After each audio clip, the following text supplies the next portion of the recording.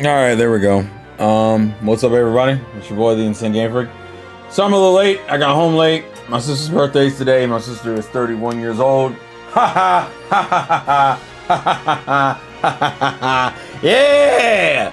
Father Time's a motherfucker, ain't he? Sorry, that's a little vindictive and petty.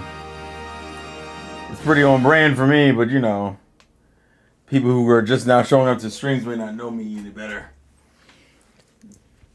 Sorry. Let's see.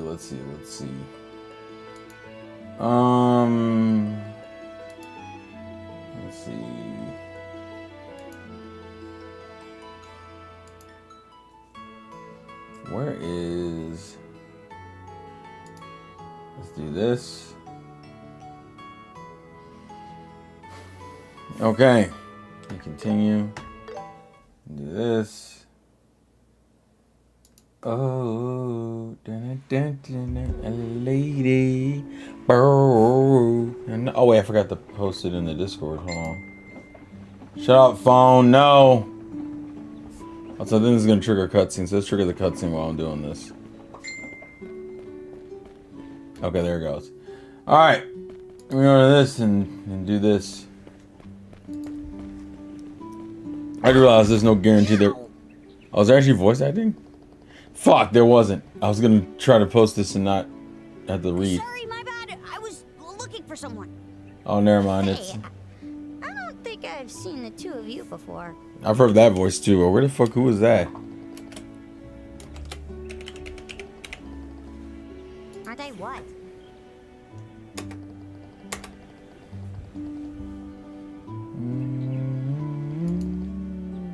Oh, Chip. She's the one I'm looking for. Yeah. Did you see her? I don't recognize this voice. I recognize the voice, but I don't know who the actor is. Who is this voice actor?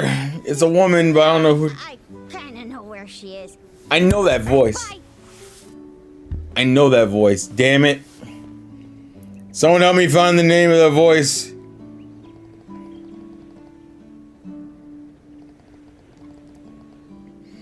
Do you use to fight with Luke a lot, though? Joshua? Nani desu ka? Hontou ni arigatou to. Estelu. Nani ka hatarose? Nan desu ke? Nah, I don't give a fuck about dubbers, yo. That's because you're a filthy sub-only casual. All you watch is Japanese. Oh, he robbed you. Wait. Did he rob you? He robbed you. He robbed you. You're so stupid. You got robbed. No, he robbed you. Which means the little boy robbed you. Meaning the boy just robbed you, Estelle. You're stupid. Yes, he thieving.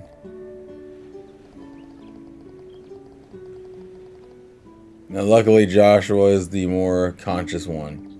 Which is hilarious, because that means Estelle has no street smarts. Which is conceptually funnier than what I thought. That's not the point. Robbing people is fun? What's wrong with humans? That's what humans do? They just rob people for fun? That's crazy. She's gonna punch a child. I already know how this is gonna go. She's genuinely gonna punch a child. Oh, I really screwed up. Okay, you can dwell on it later. Let's find witnesses for now.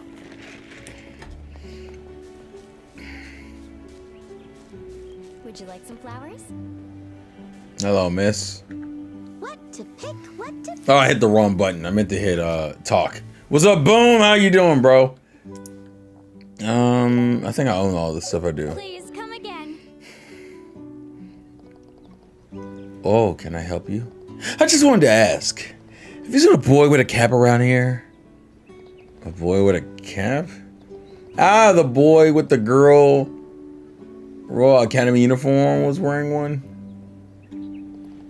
Also, they're dinging me on Messenger.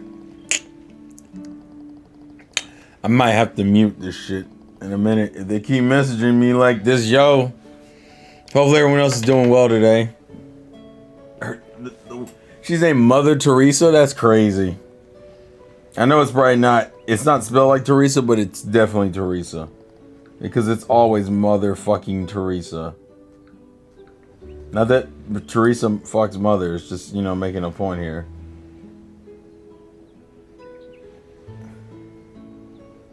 Alright.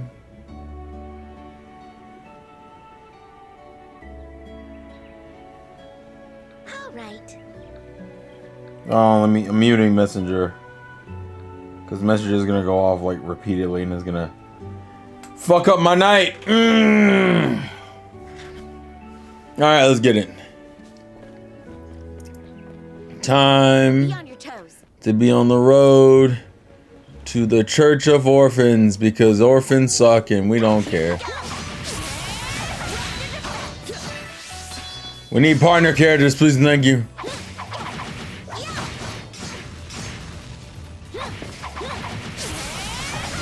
I still need to. Alright, there we go. Boom. That was not enough. How's this? How is it? Damn it. No, I can't get both the way home. Maybe I can.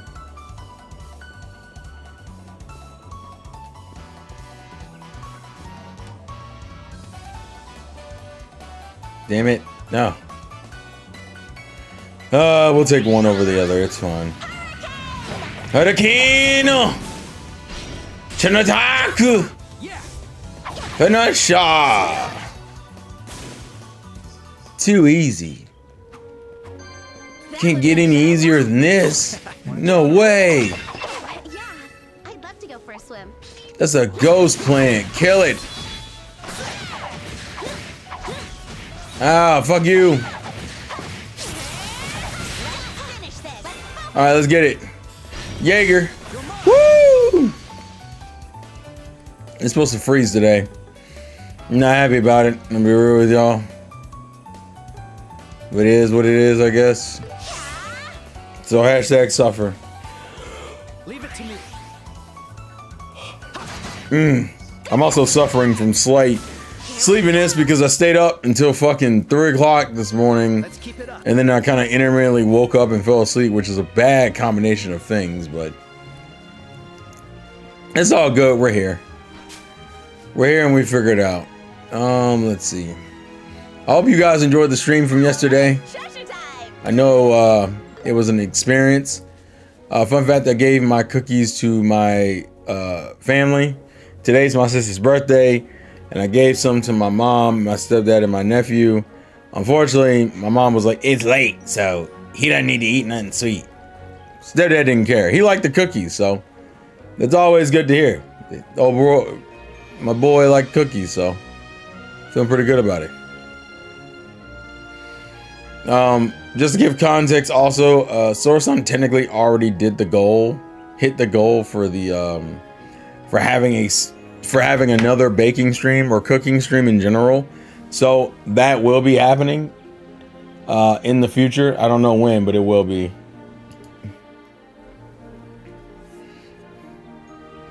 Let's do something real quick also.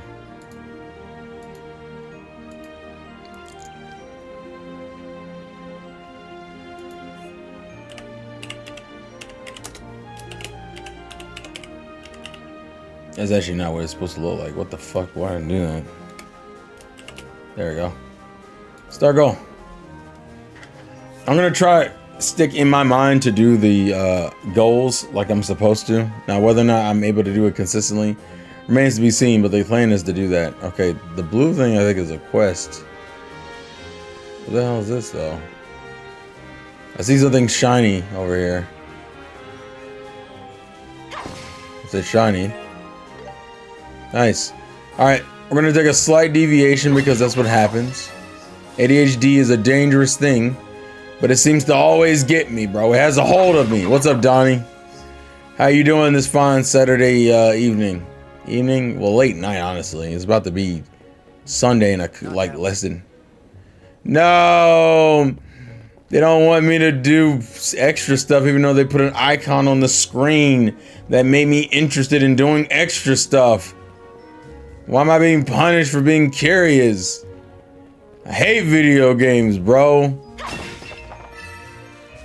Oh, I was saying that Sorson technically donated what we needed to justify another cooking stream, so that will be happening in the future. Not right now, but it will be happening in the near future. But yeah, for right now, we're gonna get to a proper schedule. So next week we'll start Fire Emblem Echoes, Shadows of Valentia. So look forward to that. Clem, where have you been? Chloe was so worried about you, you know? You know? Oh, Databayo. Come on, don't be so bossy. I found something super sick. What did you get? I know that voice and it's driving me nuts. Take a look at this. I swiped it right off some dumb lady. What's up, Donnie? Hope you have better luck than I did today. Wait, what? Orion? Why are you here? Because you robbed me, stupid. Never underestimate a bracer. I mean, you can't say that. You got robbed by a child, so. Down a little brat like you is a piece of cake. We're not going to talk about the fact that you were able to get robbed by a brat, though. You're not gonna catch me. Hey, get back here.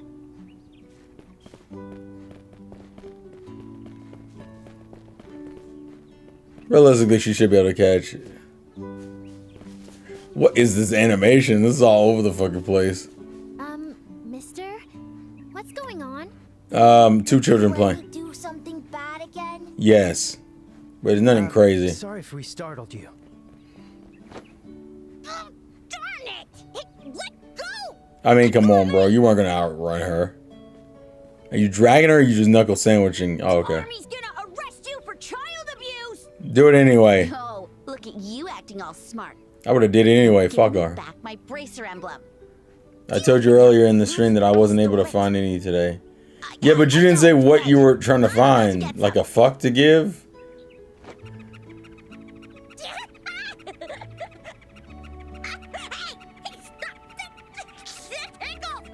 What is that voice? I know that dub actor is driving me nuts.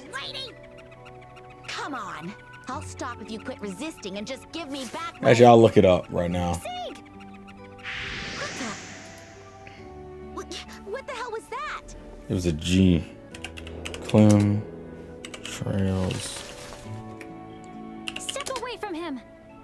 If you refuse, I'll have no choice but to... Alright, what is your voice actor? Oh, you're... We met in Minoria before. Jeremy Lay! That's who the fuck it is. I knew. I was like, why do I recognize your voice? What do you mean, no reason? You stole my emblem. Then show me the proof. And no tickling this time. I knew. I was like, Jeremy Lay. I was like, why does that voice sound so fucking familiar? Again. I'm like, because I remember you in other Hello things. again. What I remember Jeremy Lay from perhaps a is burglar had specifically, she does Sonya in Hyrule Warriors. But what did I watch? Going on here? What did I watch Isn't it specifically with her? obvious? Clem's been causing trouble again. Hold on. Chloe, is the apple pie ready yet?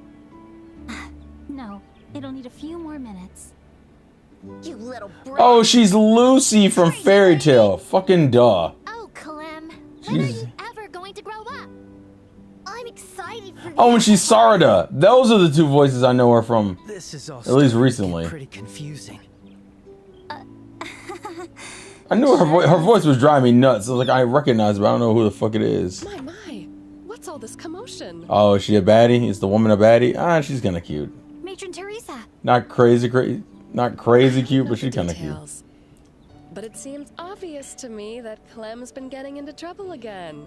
Oh, you weren't able to find a good Chie fan chart? Shut up. I didn't do anything. It's weird. Her voice actually doesn't sound a little bit different. Yelling at me for no reason. Stop calling me that. You know why? Because she's doing a boy voice, and I'm not used to her doing. Well, Asuna wasn't gonna help me, bro. Are you sure? I haven't heard Asuna's voice in so long, which is funny because the opening of Donnie, not Donnie, the opening of Sword Art Online popped up in my fucking music player when I was at the gym earlier. Earlier, something that looks like a badge in the kids' room. Ooh. It isn't yours, is it? Ooh. Wait, what? I thought I had that in my pocket. Damn. Damn, I hear I thieving. knew it. Oh my. That was pretty clever. GG's. You're not talking your way out of this one, Clem. Return what you took from the young lady. Yeah, you out here stealing from women again. What's wrong with you? Fine. I'll give it back, okay? You have the ultimate opening. Shut up, Donnie. I'm out of here. Why are you stealing from people anyway? Clem! I like how he get mad that he got caught stealing. Come back once he's cooled down. Y'all a bit too Anyway. chill about this. There's no reason to keep standing out here. Why don't you come inside and tell me what happened over a nice cup of tea? Your orphan child robbed me, I guess is the short version. While enjoying the tea and pie, Estelle and Joshua introduced themselves and gave the details of today's events. I hope they give the details of the whole day, just for the lulz of it all, even though they didn't need to explain the whole day. I see, so that's what happened. I'm quite sure Clem meant no harm, but he really can be quite a handful. I am deeply sorry, and as his guardian, I cannot apologize enough. It's no okay. He gave it back, after all. Besides, this herbal tea and apple pie are more than enough to make up for it. I want some fucking apple pie. This is bullshit. Hehe, you have my thanks, Estelle and Joshua. I agree, this tea is wonderful. It tastes like tea we had back at the tavern in town, but... Are these the same herbs that were growing outside? Yes, growing herbs is a bit of a hobby of mine. And thankfully, the owner of the tavern purchases them for me. From me. Oh, I see. The apple also was super delicious. I'm afraid I cannot take credit for that. It was this girl here. What? You were the one who baked the pie, Chloe? I think it's Chloe. I'm still learning, but yes. I'm very sorry for my reaction earlier. It seems I made an unbelievable mistake. No need for that. I might have been a little bit too rough with that kid when I caught him. But I gotta say, that hog really threw me for a loop. Ah, you must be referring to Sieg. Sieg? He's a white falcon. A white falcon? That's the national bird of Libera, isn't it? He seems very well trained. Is he your pet? No, I wouldn't really call him a pet. More like a very dear friend. Wow, that's one cool friend. By the way, Chloe, you're a student at Ginger's Roll Academy, right? But you live here? No, I live in the Academy's old dormitory. It isn't too far from here, so I often come visit on my days off. I do hope I'm not too much of a bother. Oh, please, you're no bother at all. You're always a tremendous help whenever you come and visit. And the children love having you here. Matron Teresa. That said, you mustn't neglect your studies just because you're visiting us. Well, not that I have any really reason to worry about that and worry about you in that regard. Yes, I'll be sure to remember. School life, huh? Man, I kind of wish I got to experience that at least once. True, we only had school and church on Sundays. But I've heard the entrance exam for the Royal Academy are pretty difficult. Yeah, there's no way I pass on something like that. It's not that difficult. I'm sure becoming a bracer is much harder than that. Especially at such a young age. I really admire you for it. It's not that big of a deal, really. Even though we're technically bracers, we're still just junior bracers. We're currently traveling around the kingdom and working to become senior bracers. We'll be staying here in Ruin for the time being. In that case, we might end up asking you for help one day. The children would be thrilled to see you again, so please stop by anytime. And there will always be tea and sweets waiting for you.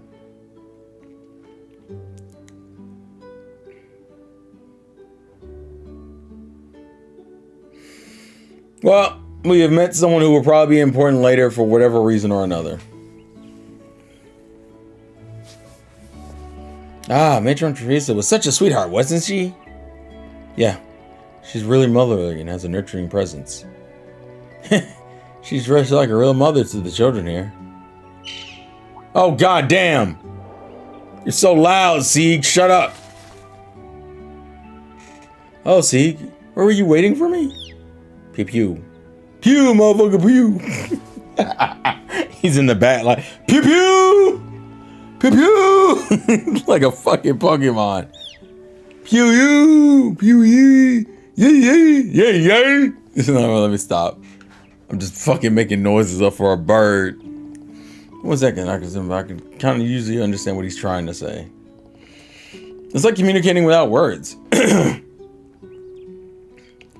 You two must have a very deep bond. Yes, we do. Hello, Sieg. I'm Estelle. Nice to meet you. Pew pew. Pew. Pew pew. Bow, bow, bow.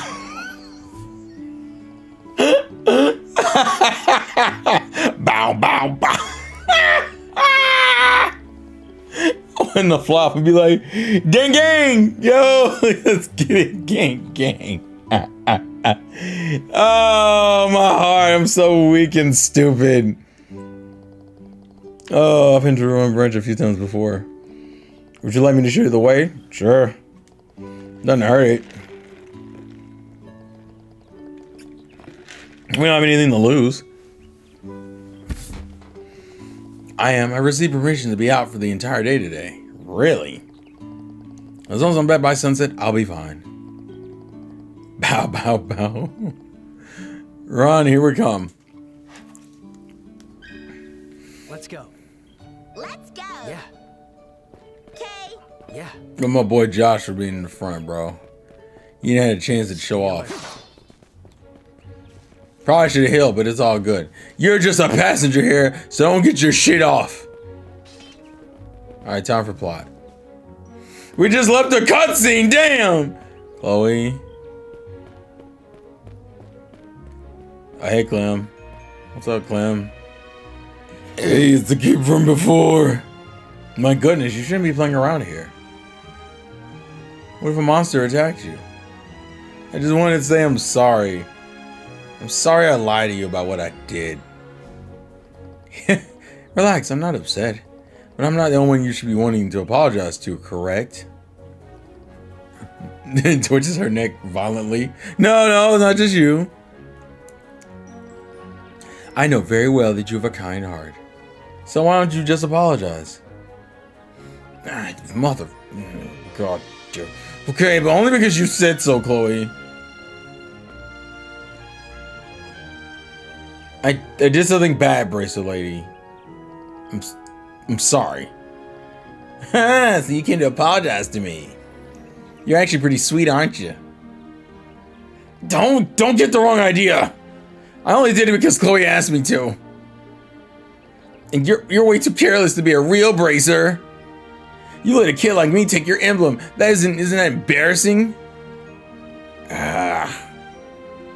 Bye-bye. You better train hard. I'm kinda hard. What? Nothing. I take it back. He's not sweet. Not at all. No, he was just a little embarrassed. Besides, he wasn't wrong about you being careless. In that sense, you do need to do more training. More. No, yes, no, yes, no, yes, no, yes, no, yes, no, more. Sorry. You two are certainly close. You're like real siblings. Do we? If we're talking about who takes care of whom, I'd say I'm the older one. He's actually right. She's a baby. How rude. I envy you, Lizzo. I don't have any siblings. Might be why I just love the atmosphere here. There. Huh? No, it's nothing. Anyways, we shall make our way. If we simply walk around the seaside way, we'll reach the Ruin in no time. Okay then, let's going. Well, that's going. Damn, I just gave up on the word get. The fuck was that? English is not my bad language, I promise it isn't. I'm just haven't gotten my shit together for some stupid fucking reason. Open the pot and pan! Time to bake me a cake bars. Trying to bake me a cake bars. Hold on. Oh, it's time to mix it. Oh, I should have bought some milk. Fuck.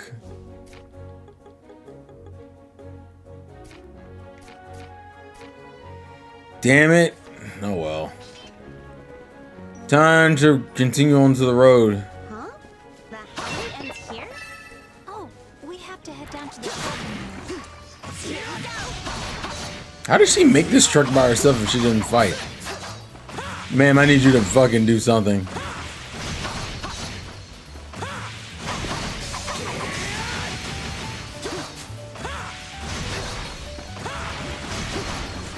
Come on, bars. Fight back. Alright, let's get it. Time for chain attacks.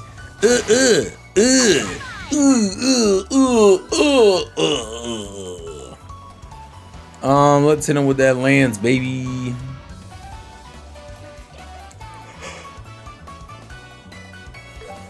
That works. Stuck in a daze. Time for Earth Lance. Bust you open, wide open. Let's see. I don't want to hit you with that hurricane. I'm lying. Let's hit you with that hurricane. Jaeger, Jaeger. Ding. Ding. Ding. You can't move. What? Wait a minute. What? You have, ma'am, you have abilities?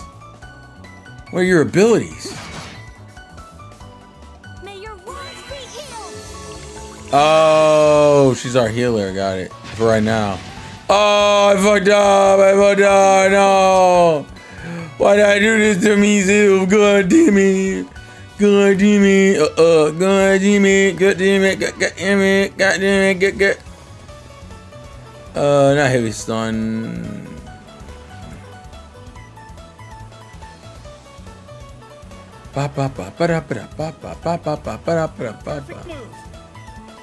Time to bust him in the back. Trying to bust the back wide open. Blow you away. Oh no, he got the tentacle haze.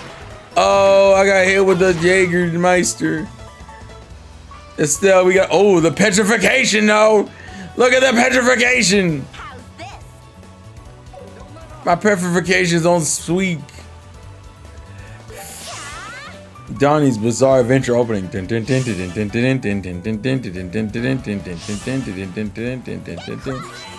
Time to get smashed with the big ass rock. Oh God! Well, A big ass rock, really? I'm killing the game, man. Listen, it's Earth magic. You did it, Estelle. Why is this volume so damn loud? Oh, sorry. Wait, on No, I'm talking on Discord. Oh, I blame the The government. game is blasting. I blame the government as we run around. So, Tyrone has been here for a while, so I'll quickly explain what's happened since you've left. The way this game works is that you don't keep your party members between chapters. So, What? pretty much you're gonna get different ones throughout the game. That's So, lame. so obviously you're probably wondering, where's the black chick with the whip? Yeah, she gone. Forever? For at least for a while. That's stupid. Essentially, so now we're in the kind of the in-between section where we should be getting a new party member soon-ish. But we're still kind of waiting, so that's where we're at. As we're no, Richie, you don't get to do it. You were in the chat for like 20 minutes, bro. You were supposed to show up earlier and show the support. He's out here bullshitting, Great. man. I'm so fucking disappointed. I don't see the paycheck came out deposit. So what you talking about? First off, you didn't ask to get paid, so that's kind of your fault. You have to ask to get paid now? Bitch! First off, I don't see you filling out tax documents, so yeah, you have to ask to get paid. Did you? Well, you didn't ask for the tax documents. Well, exactly. So either way, I'm not legally required to pay you. That's the whole. Wait a minute. So do you use the same main character? And also this woman with the staff, she's still here. Yeah, but these are our two main characters, Joshua and Estelle. Oh, everybody else is just a chapter member. Yeah. So right now we have. So you got fuck. this purple-haired bitch instead. Yeah, but she doesn't seem to be like a fighter, so I'm imagining this is just kind of like a story thing. She goes to like school. She's wearing like a school uniform. So the idea, I'm guessing, is, like I said, I think we're in the in-between section. Oh God, We're in a filler arc. I don't know if I say feel. So essentially what they're doing right now is that they are bracers, which is essentially like a guild member, but because of how young they are. Oh no, that was the enemy I could have killed. Oh, that was the one that gives extra experience. Fuck me. It's okay. Yeah, that's why all your attacks were missing. Yeah, I didn't realize it. But anyways, so they're essentially a part of, like, they call them bracers in this universe. But the best way to describe it is that they're guild members. But because of how young they are, they're only junior bracers. So the original premise of the beginning of the game was their father went to go do a mission. They found out the airliner he got on got captured, and the first chapter was us trying. Oh, so I need to heal. Holy shit! I absolutely need to heal. Hold on. Eat that potato salad. That shit dry as fuck, yo. Shut up, John. Let's keep it up. It's not good. Anyways, so the airliner that the father was on got taken over. So as a result, they were like, well, we're gonna go out and look for our dad. And Charizard, which was the black chick with the whip, was someone who used to work with their dad pretty closely and kind of served as their general guide. So as a result, she was like, well, I'm gonna go with you, which is why she's around for a lot of chapter 1. What they found out is that the airliner the dad was on got hijacked. They found it and they stopped the hijackers, but the dad wasn't on the ship. So as a result, oh yeah, we can go into a fight like this. Let's get it, Jaeger. So the father wasn't on the airplane, and they found out the father had got a completely different mission that he needs to do. So they were like, well, fuck, what do we do now? And they were like, well, why don't we go ahead and travel the world to become proper, like, traditional bracers instead of junior bracers, which requires them going to every area in the every guild in this like country and getting the stamp of approval from each guild. Once they get the stamp of approval from each guild, they will then be viewed as like traditional bracers. So they've gotten like 2 of the 5 they have to get. Neat. So now we're just on our way to the next guild branch. I will be dividing my love into love quadrants. These quadrants will turn into petrification. Love I love it. Each unit can be turned in for a marble. If you collect 50 marbles, then you will receive a towel. Don't forget to bring a towel. Also, Stone Impact. It looks like an ultimate move. It's a higher level spell. Wow. It's like a higher tier Earth magic. Looks like a move from fucking Zhongli from Genshin. Also, we've hoved this land shark, and I'm pretty entertained by it. So he's just use your tears to bring it back to life. Nah, it's time for Sever. Is he petrified forever? I have not seen them break out of it. Yeah, he's dead. Petrification is usually a status that lasts forever. Well, it don't matter. I'm not dead. Unless you give them like what the fuck is this? Unless you give them like a petrification cure. It's on the box. Oh. Ugh. What is this thing? It looks like a giant slug moth thing. Oh, this thing doesn't take damage from just normal hits. I just realized that. It looks like a giant flea. We're gonna gamble with this one, but real quick, before we do, I want this real quick. Alright, we're gonna attempt this because I have no fucking clue. Also, he's not taking hits from just normal attacks. So let's see. Knight, Ammonite? That seems like a pun within a pun. That's a Pokemon. What level is this thing? 21, so it's not crazy. Ammonite. Oh, its defense is stupid. 573 is ridiculous. Alright, then fuck it. We're gonna, what is this thing weak to? Oh, earth moves, bet. We will go for, I'll go for the hammer. It has kind of like an orb system in terms of how you stack your magic. How much does this do? Okay, it's not crazy difficult. Got it. This is the for tier 1. It's just this. It's just here. It's just that magic. We will do. I think I gave Estelle the higher tier of earth magic. That's why she does more damage. Here we go. But anywho, while this is going on, how y'all been today? What was the plan today? Did y'all just chill, or were y'all I just cleaned my damn house. Oh, probably smells like peaches and roses in that bitch. Listen, he was being responsible. Isn't that good enough? I didn't say it was bad. Did you clean your house? No. Today's my sister's birthday. So sugar. Oh, he definitely didn't. Oh, he definitely didn't clean the house. So brown sugar still in your carpets? You got ants, bro. No. I actually didn't get the brown sugar on the carpet anyway. I put a towel on the floor. So if anything, it's on the towel, which is now in the dryer. So I think we're good. The only thing I really had to do was wipe down the desk. I'm being real with you. Last night was good. That set was still ghetto as shit. It was a janky last night, so I didn't go to sleep until like 3, and then like I woke up randomly with the lights on because I realized I just passed out. And then it was like 10 o'clock. I went, man, I still feel tired. This shit sucks.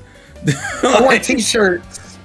I want t-shirts of what? Of the cookie dough bowl. I just watched that bitch too. If I can't kill this stupid fucking hilarious. thing, Jesus Christ. Yeah, I was like, it seems like people were generally entertained, which I always appreciate. Yeah, you added so much damn flour. I was about to whoop your ass. I'm like, bro, you about to make biscuits at this point. Okay, first Stop with off- the fucking flour. First off, that was an Emmy suggestion because she said it was too fucking like liquidy. All right. Buddy added so much All right, flour. here we go. Barrage. Ooh. He said, you know what this situation requires? More flour. I feel justified in some of my crash out. That's all I'm saying. Oh yeah, this thing does not die from just normal damage. You have to use like magic. Buddy seasoned his flour with flour so he can flour his flour. Oh, she does have magic. Okay. I can't control her. She's a scholar.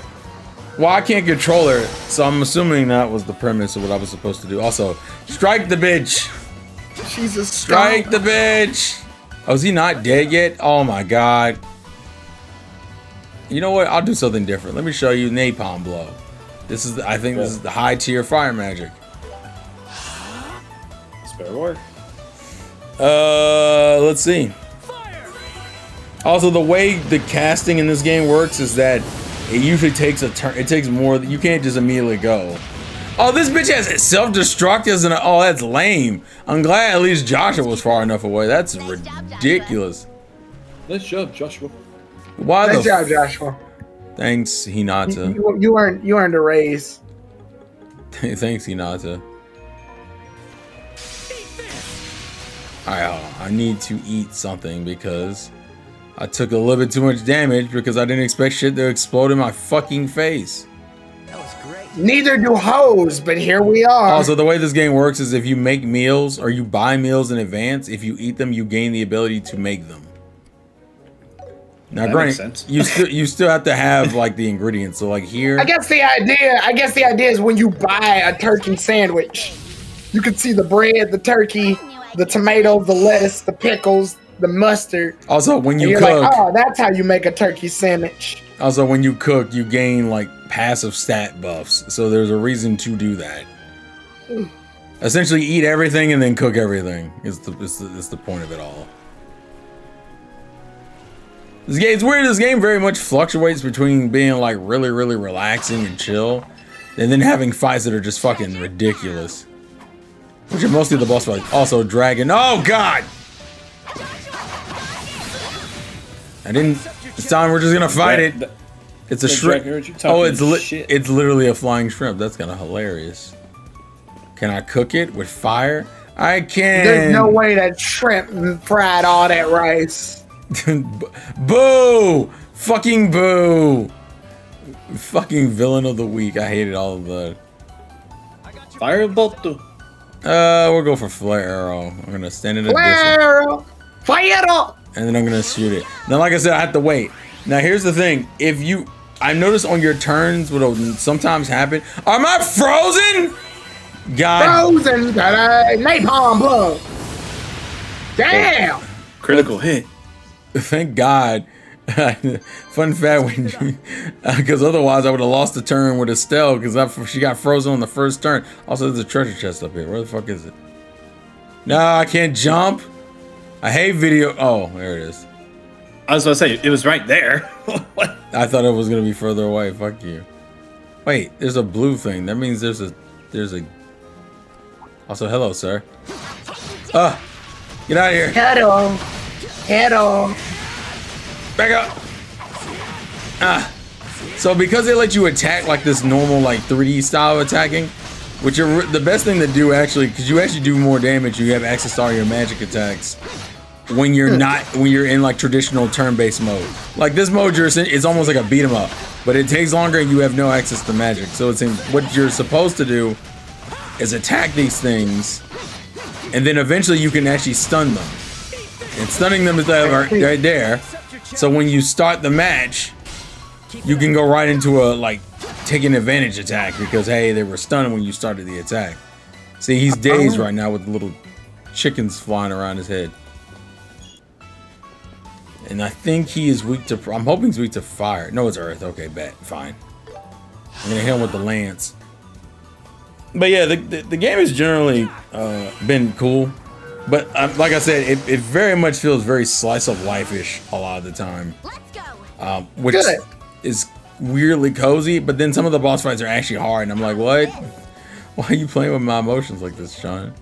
Just chill out, bro. I'm a weak man. Also, Barrage. Cause fuck you, bitch. Barrage! She very much is like reminds me of Usagi from Sailor Moon, not because they're voiced by the same character, but just general personality quirks. Also, I think I saw Selena. He's white. He's definitely talking about the voice acting. You did it, Well, Estelle. It can be both. Yeah, it could be both. Also, it's Stephanie Sheh. Like, even if you take Sailor Moon out of the equation, I grew up on Naruto. Like, realistically, there's no way to not hear her. What? Believe it. So Start believing it. well, that and she's also Orihime from Bleach. So like, she's actually in. I don't think she voices anyone in One Piece, but like, yeah, she's in like 2 of the most popular Shonen Jump titles in like the mid 2000s. Even if you didn't even if you weren't like a huge anime fan, you probably knew of her for that reason. Oh, what the hell? Okay, this is the side quest I ran into. Oh, that's not good. Why? Jimmy always getting into trouble. God fucking damn. This is all your fault, Jimmy. Oh, god damn it. All right. What the hell? It's a Sharkagator. That sounds like something a 5-year-old made up. To give context, Trials of... It's a Sharkagator. To give context, this game is actually, like... This original game is old. Like, this is technically a remake of a game back from, like, the PlayStation 2 era.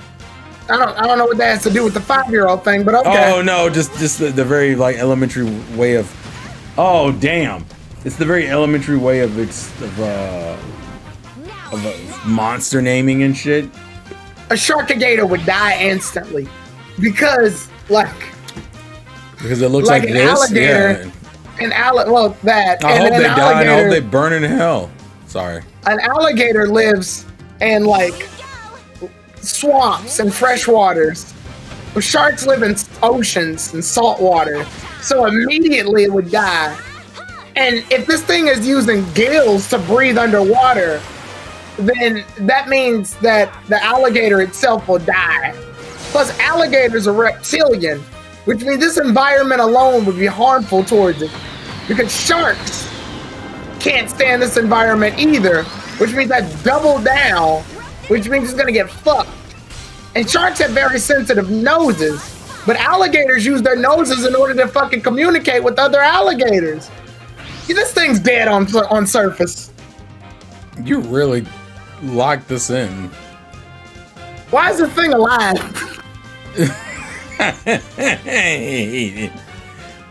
You fucked me up. God damn it. Fuck, that's right. Sever only works on one enemy at a time. The best thing to do is hit for dual strike then. Alligators have these pieces of skin that cover their eyelids so they can go underwater. But sharks don't fucking need it. Which means this thing should be fucking dying right now just off of vision alone. If I Or said his eyes should be dry as shit.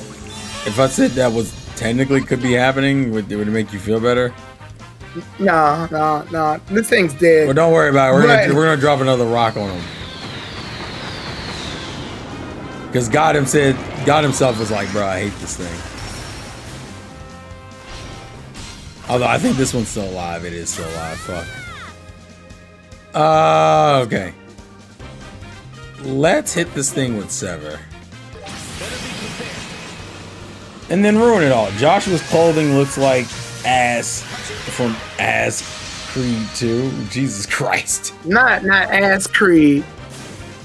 So much ass in one To be sentence. fair, this is their alternate outfits. I'll make use of this. Ooh, new move. Black Fang? Ooh, we got it. I'll make use of this. I gotta go look at that. Yeah, and also, it's funny to have Ichigo here, considering it's Ichigo and Orihime, essentially.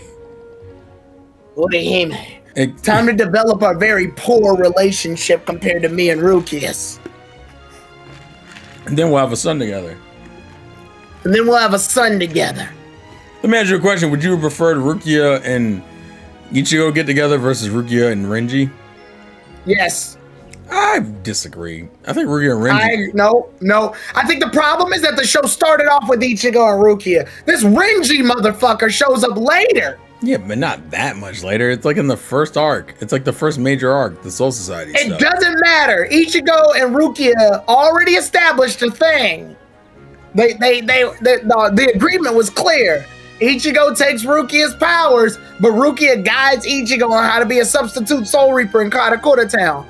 Every week, they would kill a new fucking hollow with Rukia telling Ichigo what to do and fun little banters with piss poor drawing. And Ichigo would do it. Ichigo was the brain. Rukia was the brains. It was a perfect dynamic. Yeah, but then people got Right. mad that like Rukia was pretty much nerfed for like a good chunk of the show as a result. And then Rukia got kidnapped. So Ichigo went out of his way to save her ass. Right? Not fucking Renji. To be fair, that is a big thing of his character during that part of the story, though. Oh, what the fuck? No, god damn it! Sorry. Based off the Karakura Town arc, Ichigo and Rukia make a great couple. I'm not gonna say they don't make a good couple. I don't know if I say great. Great's kind of crazy. They have a very... Also, they had shared that moment. The whole reason Ichigo's a Soul Reaper is because Rukia was like, yo, you need to... No, that's before the lore. You're forgetting the lore. I'm not listening to that bullshit. The fact that his Friend. dad is a Soul Reaper. No. His dad is his dad Taito is Kubo is an idiot. his dad is a Soul Reaper. His mother's a Quincy. I want to hear that shit. And his grandfather's a hollow, and his fucking... Actually, I don't know. And his great-great-grandfather is a Saiyan. And his grandmother's a Heartless. Somehow I'm not surprised this is what happened. God, Tai Kubo, what the fuck were you thinking? Anyway, It's also, I also find it interesting considering that like Rukia went from being pretty like underused through most arcs, and then we get to like the 1,000-year Blood War arc, and they give this bitch a Bankai, and you're like, huh? Wait a minute. huh? And then her Bankai's So, her Bankai's really ridiculous conceptually, by the way. I don't like that she got one. I like the idea that some Soul Reapers that don't have one make it up by learning those like Hado attacks. So here's my that was the So only. what they lack in swords play, they make up for in magic. Oh yeah, but you have some Reapers, Soul Reapers who are like that, but most of them are like more focused on like general powers and straight. The thing about Rukia's Bankai is that it's almost in the same tier as that I call Shinji's Bankai, where it's either a situational one or a dangerous one to the user. The only thing that really hurts Rukia's Bankai the most to me is that it's the same element as Toshiro's Bankai. They're both ice. Bankais, although hers is fucking dumb. So Rukia's is snow. There's a difference. Fine, whatever. We're not gonna do this. The point I was gonna make is so Rukia's Bankai, for those in the for those who don't know. I don't remember the full name because Bankais are just hard to remember unless you really like the character. But her Bankai essentially allows her to You freeze. mean Hako Tagami? Yeah. Oh, there was no way I was remembering that shit. Her Bankai freezes everything. And I do literally mean everything. It even freezes her body. Actually, her That's Shikai, stupid. she also unlocked her Shikai and Bankai around the same time. Her Shikai allows her to essentially freeze herself. She's essentially free. I thought she used her Chica against Grimjaw. No. Well, kinda. It wasn't the truth. Oh.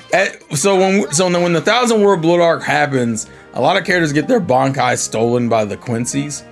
And then they find out that some of them were just not using the wrong Bankai to begin with. Like Renji, for example. Renji didn't know the true name of his sword.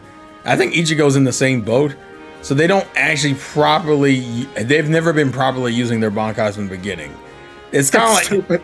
yeah, like it does that thing where it's like because you don't know my true name, the version, this thing actually is kind of similar with Kenpachi a little bit too. Because Kenpachi doesn't get his Bankai until after that war arc, or during that war arc. Well, that's because Kenpachi didn't know the name of his Bankai at all. He didn't know the name of his sword. But the reason why I bring this up is because so Rugia's actual true Shikai allows her to freeze everything. Because the character she's fighting is the dude who beat Byakuya. His whole gimmick is fear.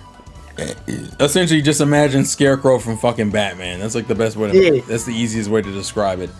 And so she was able to freeze her blood and pretty much freeze her body to where fear couldn't affect her. Although once he kind of like powered up, it could. So her Bankai freezes even more. It actually freezes her body to the point where she literally turns into like ice. And here's the problem: she can literally die in that just from the Bankai itself. Because if she unfreezes too quickly, her body will crack and disintegrate. So she has one of those like pseudo detrimental Bankais. There's actually characters in the series who have Bankais that we never find out about because their Bankais aren't suited for certain fights. Like Hisagi, Tosen's vice captain, he has a Bankai, but his Bankai is really fucking shitty. In general, it's essentially like a death match. It chains both the user and the enemy, and they have to fight each other until the other one dies. It's essentially a debilitating ass ability that doesn't work. Even Shinji's is like that, to give context. Shinji's is really bad actually. Shinji's, he can't even use in large groups because it technically, that, you know, the whole like fucking up your senses, up is down, left is right shit he does. Yeah. That will affect anyone in the vicinity. It's like an AoE kind of Bankai. So he can't use it around his allies because they'll suffer from the same effect. The kicker to all this though is, funny enough, is that what was it? Oh, the enemy he finally fought with it. The only time we were able to see the Bankai was during the Blood War arc, and the only reason why we were able to see it is because, well, long story short, because all his teammates died. So, and he was angry about it, but he was also like, well, at least I get to use my Bankai now, so I guess that's the trade-off. And he was like, what? So certain enemies, we don't get to see their full Bankais until that war. And then you have fucking, what's the dog's name? How do you like that? It's not Tosen. Tosen's the other dude. What is the dog? I don't remember the dog's name. You know the captain I'm talking about? The one that looks like... I forget his name. His is not even a Bankai. He essentially has like... It kind of does that thing... Tara, have you looked at Jujutsu Kaisen at all? Yes. Okay, so... I'm caught up. To the anime? Yeah. How do you... Also, now think about it. Sanjin is the... There we go. Yeah, Sanjin. I was gonna ask you... Well, so anyways, Sanjin's Bankai is that fucking giant armor. But because of his clan, he can actually trade his... I don't know if I call it soul, but like... kind of his soul. He can trade it to power up his Bankai. The trade-off though is once he's done, he loses pretty much the ability to be a Soul Reaper. He just turns into a fucking dog. Actually, it happens in the fight when he's fighting old girl. No, is it Bambietta? I think it's Bambietta is the one he's fighting. He does it, and his Bankai no longer has like a weakness because he has no heart, which means he's essentially immortal. The problem is, it's a time thing. So he ran out of time, and well, he turned into a fox. So in the manga, at the end of it, he's just a fox now. He Damn. he gave everything up for the sake of that. Also, apparently I have an apron outfit. What does this look like? Oh, that's not as funny as I thought it would be. We'll keep it anyway. No, yeah, there's a lot. Also, I was gonna ask you your opinions of Jujutsu Kaisen specifically because a lot of people, including myself, have varying opinions of Jujutsu Kaisen, which that kind of is based in a couple of different things. The first thing is that its battle system is really fucking complicated for no good reason. Oh, But I don't know if you co-sign with that argument. The reason why I said it because I think the recent episode of the anime explained the culling games, and everyone was like, "What the fuck is this shit?" And then people say, "Oh, you guys are stupid because you don't understand how battle systems work." So I guess my question is, regardless of season 3 right now, do you think Jujutsu Kaisen's battle system is complicated? I mean, they do that thing that I'm partly glad a lot of anime do though, where instead of scaling people, each character has just a different thing they do. Like the one dude who, if he yells, the moment he yells, it does like it. That's his power. Curse speech.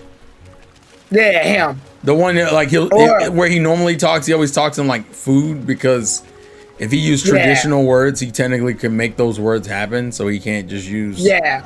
Okay. Yeah. Go ahead. Sorry. Yeah, but like the problem with those animes, they always give the main character the most basic shit. And I think they did that because they can't complicate the main character. So what they do instead is that they make the main character part fucking evil. And that's essentially what Yuji's Sukuna is. I mean, obviously Sukuna came first chronologically, but Sukuna being in Yuji's body means he has an evil form. I mean, that's why, funny enough, we're talking about Bleach. Bleach does the exact same thing. Everybody has unique powers, so Ichigo's got to be boring as fuck. Yeah. And they did that so they don't complicate the main character's powers. But in doing so, they got to give him all these alternate forms to justify it. Oh, he's in Fullbringer mode. Oh, he's in Hollow mode. Like, I mean, I think it's okay. I think it's fine. I mean, to be fair, isn't it like most shonen though? Like, think about Yusuke. Yeah, most shonen do. Yusuke's like that too in Yu Yu Hakusho. All of his abilities are pretty straightforward. Actually, they end up doing almost the exact same thing. It just comes way later in Yu Yu Hakusho. That's the only difference. Yeah. Yusuke's come so late that he doesn't really. I'm not gonna bring it up because I don't think Richie's seen it. So I'm not gonna spoil it. But yeah, Richie is a very similar. Is similar in that way. Gracias, senor. Well, also that, no and if to be fair, Bleach is heavily inspired by Yu Yu Hakusho anyway. Well, yeah. Like even Ichigo himself is inspired from Yusuke. And I would argue Jujutsu Kaisen's inspired by that too. Yeah, I would say Jujutsu Kaisen's inspired by Bleach, which is once again inspired by fucking Yu Yu Hakusho. Essentially, it's that I take that for all modern shonen. All modern shonen does is they're just inspired from older shonen. For example, One Piece and Naruto are inspired by Dragon Ball. Technically, Bleach is too, but you can tell it takes a lot less inspiration from Dragon Ball specifically. Yeah. There's some elements to it, but it's very little. You can tell. I think it's. Would argue it's borrowing a little bit. I think did Naruto come first? Yeah, it's borrowing some from Naruto, more or less. What? Bleach? Yeah. Yeah, I mean, yeah. Naruto is 99. Well, if you're talking about the manga, is 99. You have an entire society of people. The old man's the leader of them all. The second arc introduces a bunch of characters that'll later be used in future arcs. There's a retrieval arc, like that shit. Yeah, you're not wrong to say that. The main character has a demon mode. Yeah, that shit. Yeah, it just depends on what the show we're talking about. But like shonen, very much a lot of things are derived. Even like if you take that's old gen. If you take like new gen, which would be things like My Hero, Black Clover, Jujutsu Kaisen, My Hero and Black Clover. I think a lot of people don't want me to say what I say this, but like My Hero, no, what was it? I think a lot of people like to pretend like Black Clover is inspired from Naruto. And in some ways, I think Black Clover is more inspired from One Piece. And I think My Hero is more inspired from Naruto. Black Clover takes some stuff from Naruto. No. It does. I'm not. Yeah. I'm not. Also, this is probably gonna be a pain in the ass. I'm not saying it doesn't take anything from Naruto, but I think it's more inspired from One Piece, especially the way the Black Bulls operate. That feels a lot like the Straw Hats. But you are right. If you're talking about the concept of Asta and Yuno, that's very Naruto Sasuke. Yeah, it's Naruto Sasuke. I agree with that. Don't get it twisted. But going back to the Jujutsu Kaisen thing, I like Jujutsu Kaisen's fight system only because it doesn't mean characters are automatically useless. Like, what's the chick's name? The one with the hammer and nail. Oh, Nobara? Yeah, she was useful in that one fight because her powers specifically can work on who's the guy with the stitches that Yuji fights? Mahito? Yeah, him. Yeah, her power technically helped out in that fight. Well, up until, you know. Yeah, up until, yeah. Yeah. Nobara's ability is good. It's just unfortunately it kind of takes a minute, and in certain fights you just ain't got the time for that shit, for lack of a better term. I like that each of the characters can be useful given the situation. It's not one of those like, oh, this character automatically can't power scale to this character, so we're not even gonna bother using that character anymore. The comment I've heard from some people is that Jujutsu Kaisen's battle system very much reminds them of Nin from Hunter x Hunter. Yeah, it is like Hunter x Hunter. Orion goes, she was useful in that one fight. Sounds like your typical shonen girl. So Nobara is yes and no. Unfortunately, Jujutsu Kaisen does fall into that same trap of being like, of its girls being kind of important and then kind of not. Also, petrification, yeah. Oh God, damn it. Well, the problem is, like, Jujutsu Kaisen has that weird problem where it wants to make the villains very fucking powerful. So everybody's gotta lose to make the villain really strong. So here's the problem. Jujutsu Kaisen's villains are actually, you're right, because they are extremely fucking busted. Yeah. There are certain ones later on. I mean, Sukuna being Sukuna is I want y'all to understand that Sukuna is essentially the main villain of the story. Everything that happens is pretty much is around Sukuna for whatever reason. Yeah. It also has a very complicated lore that takes a minute to realize. Like, if let's say someone asked me, how do you watch Jujutsu Kaisen, right? You have season 1, 2, and 3. You have the movie, and I think season 2 also has a flashback in it. If we're talking about chronological order, the movie takes place before anything, actually. Yeah, the movie's first. The movie is, which is I weird. Still need to watch. Which is, well, you know why it's funny that you haven't watched it? If you're up to date on the anime, you just met that character Yuta with the sword. Yeah, he's the main character of that movie. Nice. So, unfortunately, if you're a fan of the series, the end of the season just introduces him and you're just like, who the fuck is this? And the answer is, you should have watched the movie, bitch. Unfortunately, Jujutsu Kaisen can be a lot. That's how I describe it.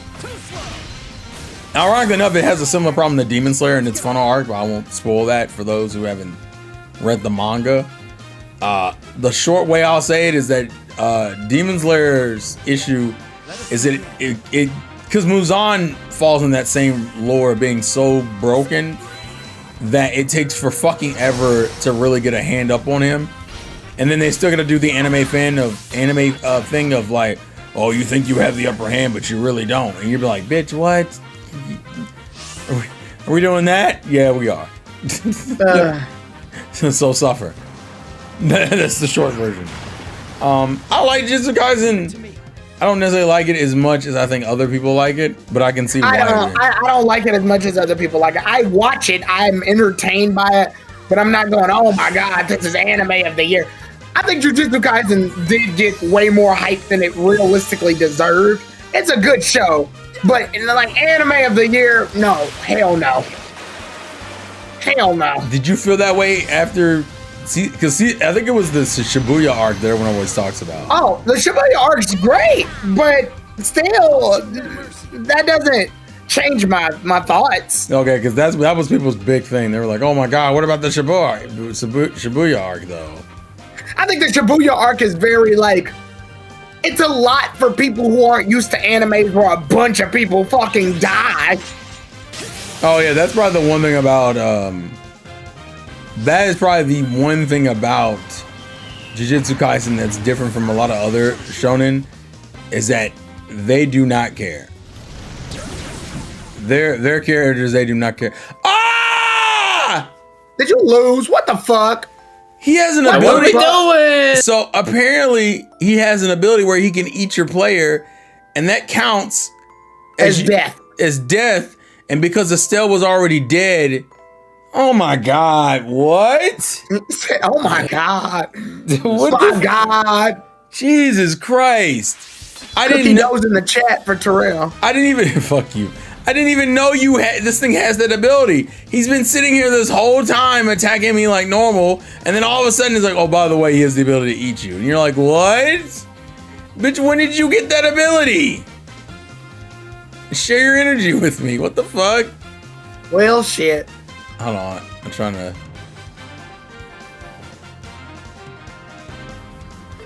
Ah, fuck, I didn't get it. I was trying to glitch myself out so I could reach more characters and I couldn't do it. I can take them all.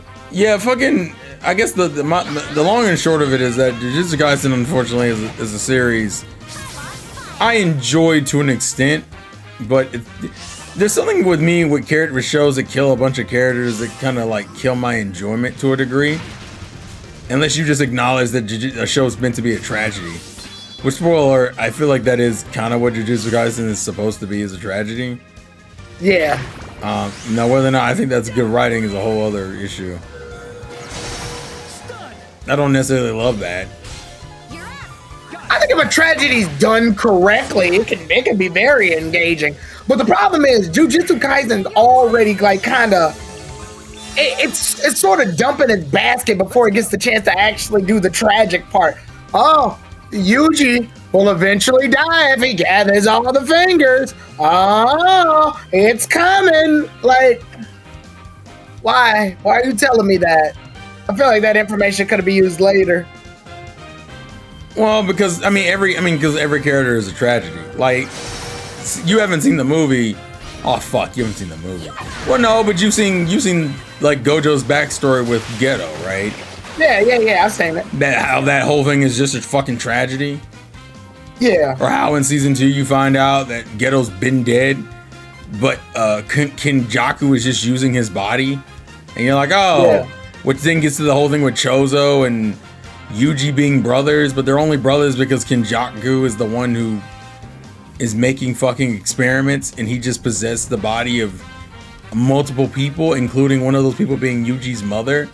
So yeah, Chozo and Yuji are siblings, kind of, but not in like the traditional sense. It's just that Kenjaku just happened to be in the bodies of multiple people, therefore you technically are siblings. The whole thing is kind of just fucked. And I'm kind of just sitting in the back of my mind like, this shit is ridiculous. But it's all a tragedy because that's why people cried at that damn scene with Rika. Not Rika, what's the name of the human girl that they're protecting in that flashback? Like, you know, the one that was supposed to become the vessel? Oh yeah, I can't remember her name to save my life. But yeah, like, I'm gonna be honest, like I said, Jujutsu Kaisen. Did you even feel anything when that happened, that scene where she gets No. Oh, Yeah, really? no. Really? Sorry. That's crazy. A lot of people were bawling their eyes out from when I saw in reaction videos. They're like, "Oh my god, no!" I was just like, damn, that. I I was just like, honestly Tony's the damn. type to do that. I was like, damn. I was more shocked. Yeah, no, that's a fair response. I mean, realistically, it kind of comes out of fucking nowhere, and you're just like, "Oh." But like I said, the whole premise is a fucking tragedy. Hell, we actually get to see the reason why Nanami quit. Remember in season 1, when Nanami had just got back to being a sorcerer because he was a businessman. I think, oh dude, what's his name? The kid that's with them for a little bit ends up dying, and we get like this. Oh yeah. And then I think that was Nanami's breaking point to be like, fuck this shit, I'm out. And then he became a businessman for like the Yeah, next fuck you, dude. for the next few years. It's just like what the, I'm also gonna stay away from this fucker because I don't want to deal with the potential bull of him eating me again. But yeah, almost all of that is a fucking tragedy. Even well, I won't spoil Yuta since you haven't seen the movie or read the manga. But Yuta's thing is technically a tragedy. Even the fact that like Megumi runs into his father during Shibuya, doesn't know it's his father, and then his father kills himself in front of him. And you're just like, what? You're like, what? The fuck is this? What? But also, oh, drowning. Jesus Christ. Yeah, it's just meant to be a whole fucking tragedy. It takes a lot for me to enjoy those shows though, because I'm like, bro, I'm just watching sad shit happen. That's part of the reason why I don't like a Kami Got Kill. Kami Got Kill is just a bunch of fucking tragedies. But that's also because Yeah, it feels like they're throwing in bad things for the sake of trying to get a reaction. oh yeah, that's literally my opinion. That's why I hate a Kami Got Kill. A Kami Got Kill is the worst example of that shit. Which is like, hey guys, I'm gonna introduce some characters, and then I'm gonna kill them in the same arc, and I want you to feel sad about it. And you're just like, yeah, but they just died. Like I just met them. Also, let's see what Black Fang looks like. Ooh. Nice. Oh, That was if he had blown up, that would have been cool as shit. yeah, but I think I wonder. I think you would have to kill him though. I think it's the problem there. Yeah. That's not bad. You know what to do, Terrell. You gotta kill him with that move. Yeah, if I get the chance. I lost my train of thought. Oh His yeah, speed went up. yeah. He has like apparently a passive that does that after his turn is done. Passive. Oh, I thought that was her. I thought that was that scholar in the back using spells to give you buffs. No. See, he fucking eats bastards. You rat piece of shit. Well, Whoa. That's how I lost the last match because he was. Oh, he's healing. yeah, because he's eating. Let her go. There we go. Boom! He turned into confetti. Yeah, I don't know why they put confetti for that, but also we completed a quest by doing that. That wasn't my initial concern, but hey. I like the idea that while you're not going to use this girl forever, she is used for a side thing.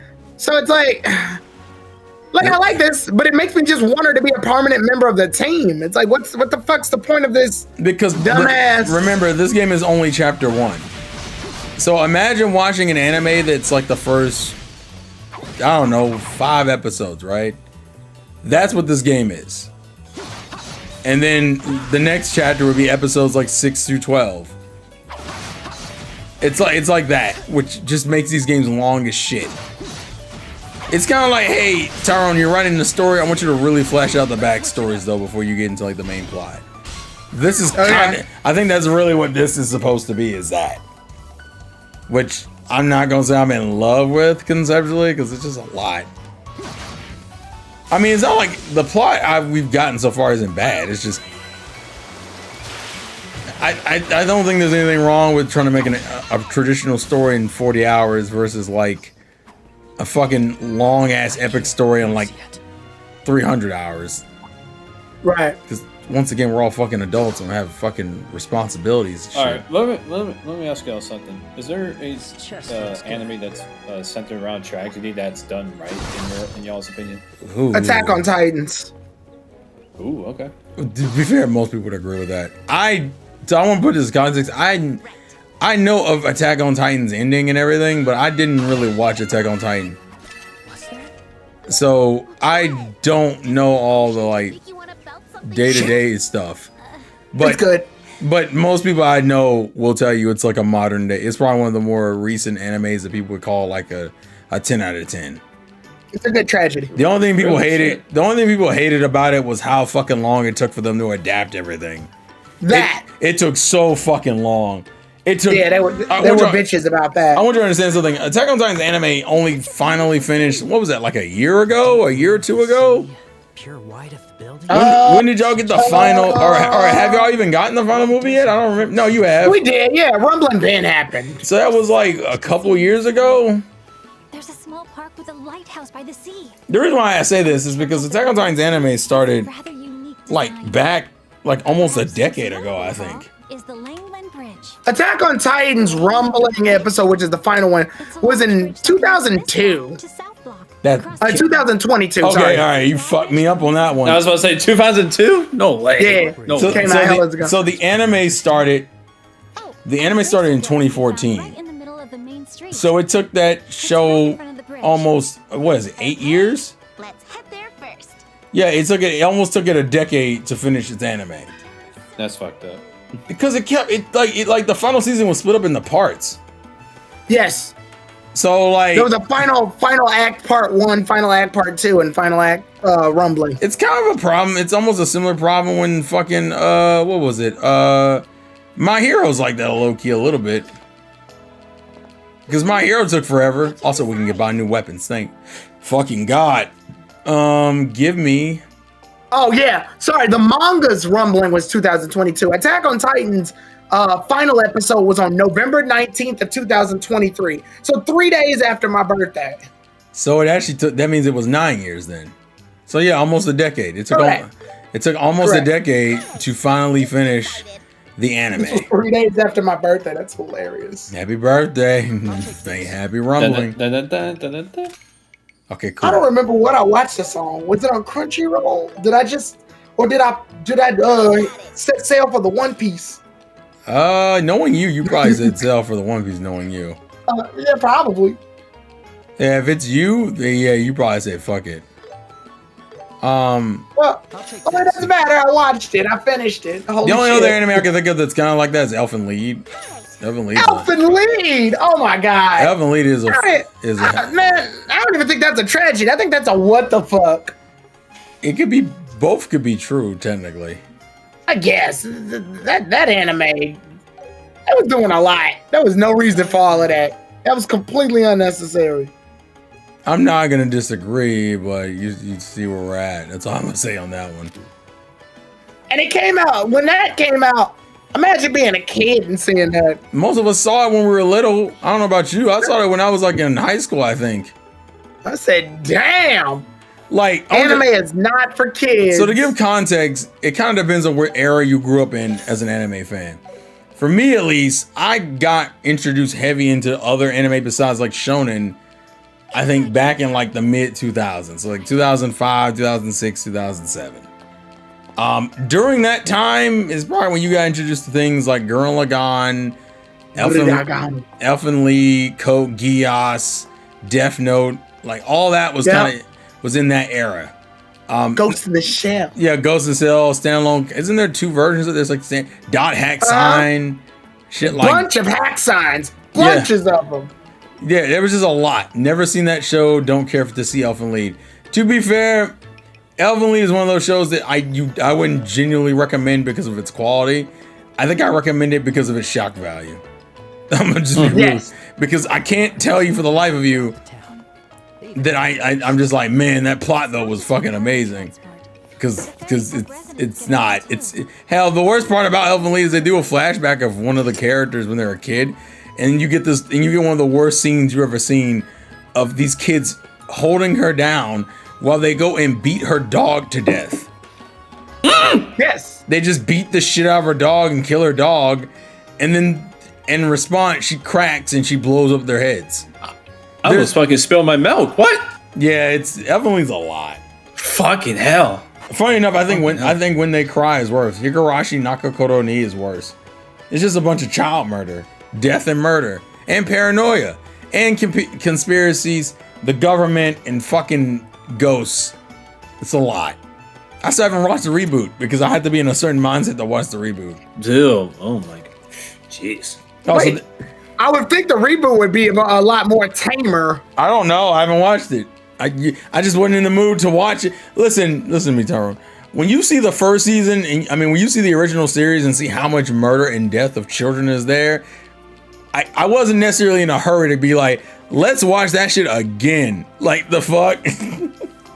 This is coming from a guy who owns the damn DVD of that original series, by the way. They never dubbed the second season, so the second season you can't get. That's another anime. Awesome. That's another anime that got fucked in the States. So imagine watching, because the first season, so I didn't know this, but When They Cry is actually based off a visual novel. which would have been really fucking helpful at the time. So was Clannad, fun fact, which explains why the anime is the way that it is. Visual novel anime, a lot of them just kind of do the multiple routes as episodes, and unfortunately, if you don't know that, you're just like, what is these episodes? So I think isn't Clannad on your list, Richie? Or is that KG I'm thinking of? I think it's KG. Let me double check. Okay, I had it there. I had it there at some point. I do remember that. The point, well, the reason why I'm bringing it up is because when you watch it, it's going to confuse you going from certain episodes. Essentially, what they do is they do arcs. They do arcs. Oh, no, it's not on my list. Yeah, it's KG's. Well, if you do watch it, just know it does that thing where it kind of goes in arcs, where it covers characters. It covers a character for a set amount of episodes, and then it stops, and then it jumps to a completely different character. But some of the consistencies are different because it's technically a different route. These are things I didn't know watching it, so I was just like, "What? Why are things resetting?" Oh, because it's a visual novel. This is a different path. Well, what is there like a? Oh yeah, School Days is like that too, actually. What is like the pros and cons of that kind of system? That as an anime, it feels fucking very janky and poorly fucking crafted. It feels like you're even Fate Stay Night is technically like that. Actually, people don't realize Fate Stay Night is a visual novel as well, which means Mirai Nikki's got a tragedy technically. Yes, but I wouldn't call it as much of a tragedy as it could have been. It makes you think. Well, that's more like psychological. I wouldn't call that. That's not the same. That's not the exact same thing. Well, yeah, because the guy wins, but it's at a horrific cost. And, yeah, that's kind of like, what is it? Danganronpa is like that. I think the game. Danganronpa. Yeah, I need to play a Danganronpa game. I do too. Yeah, we need to do that. We need to get on that. I just have to again. Y'all can. That's another like I need to be in the kind of the right mindset to engage with. At least that's in my opinion. Oh, I can. Yeah, same. I always see them, but I'm never like, well, I don't know which one to start with. I don't know shit about that culture. I just know what it is.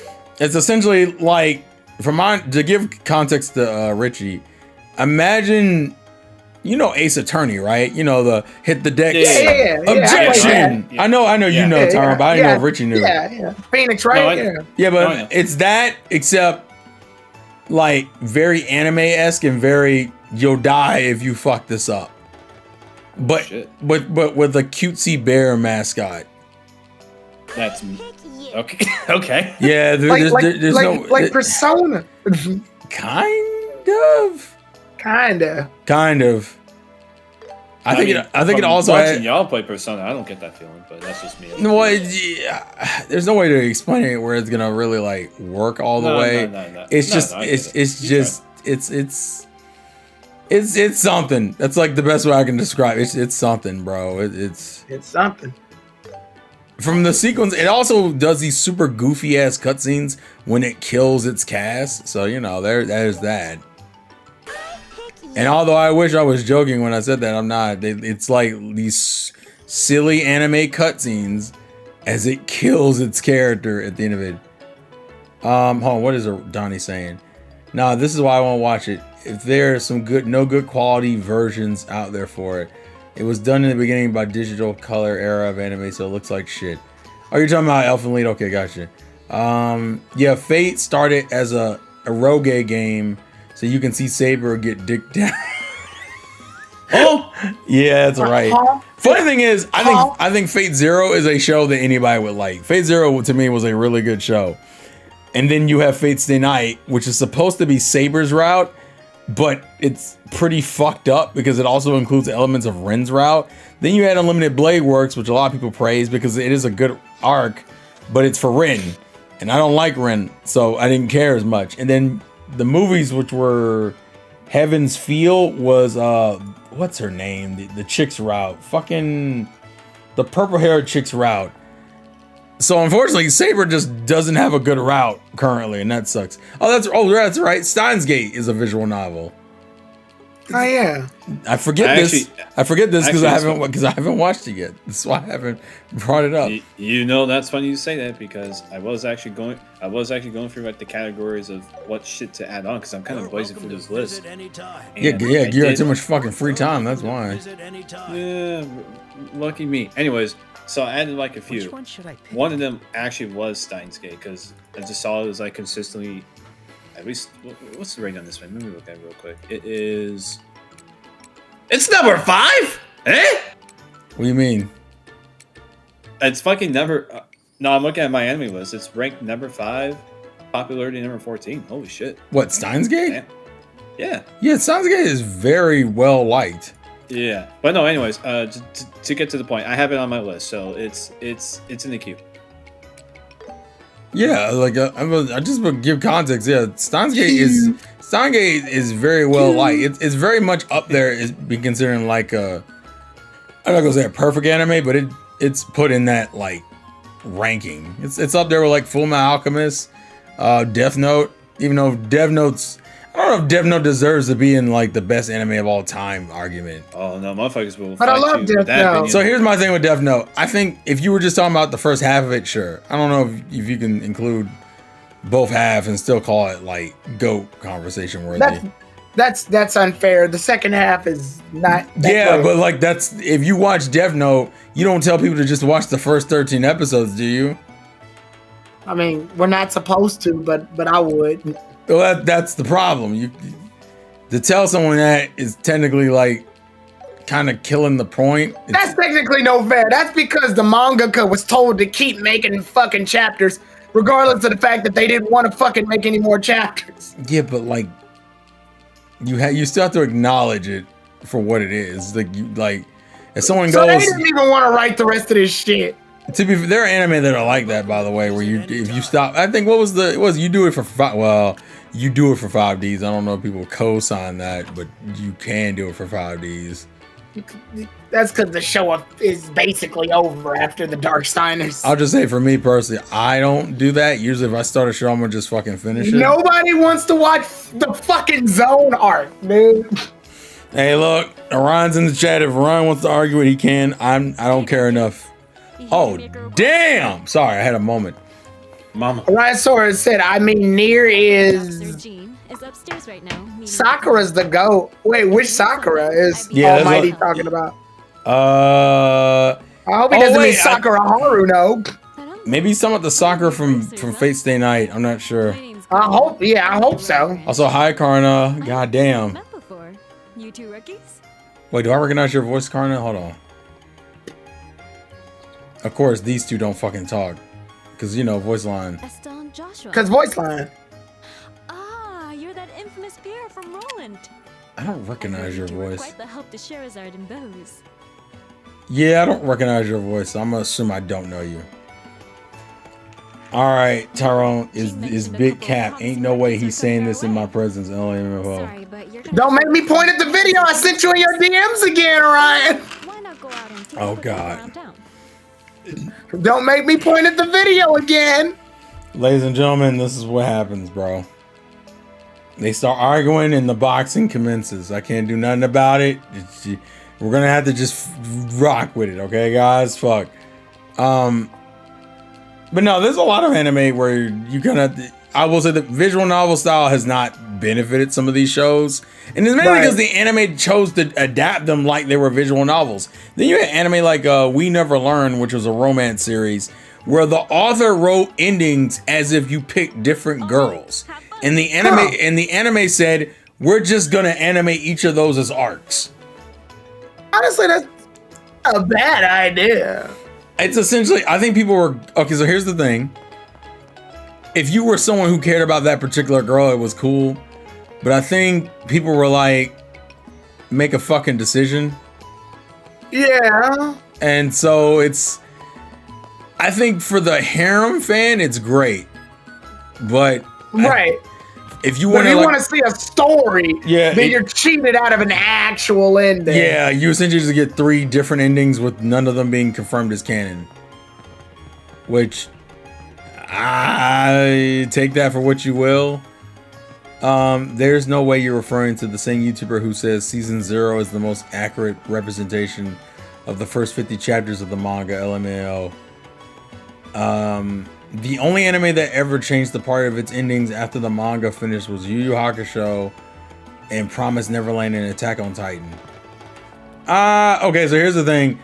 Promised Neverland got completely fucked because the author didn't stick to his guns, and the anime kind of got to do whatever the fuck it wanted to, and it ruined the anime, and it just made me... So the Promised Neverland has an arc in it that the anime doesn't touch, because supposedly nobody likes that arc. I don't know who the fuck told them that no one likes this arc, but he is under the impression... They were under the impression no one likes the arc. The arc is called Goldie Pond. That arc is fucking great in the manga, but for some reason... The mangaka got super insecure about it and said, well, don't animate that arc. You mean you're one of your best arcs in the manga, don't animate it, you bitch? Damn. And so they don't animate it. And so then the anime goes in a completely different direction and fucks itself. Now, granted, the manga has its own set of problems. It's just not with that specific arc. It's at like the end of the manga where its problems kind of kick in. And I don't even think the ending of the manga was that bad. It's just not as good as what people consider the rest of the series as. But yeah, my biggest fucking problem, Yu Yu Hakusho, I don't know. I didn't know Yu Yu Hakusho shit got changed. So I won't know until later.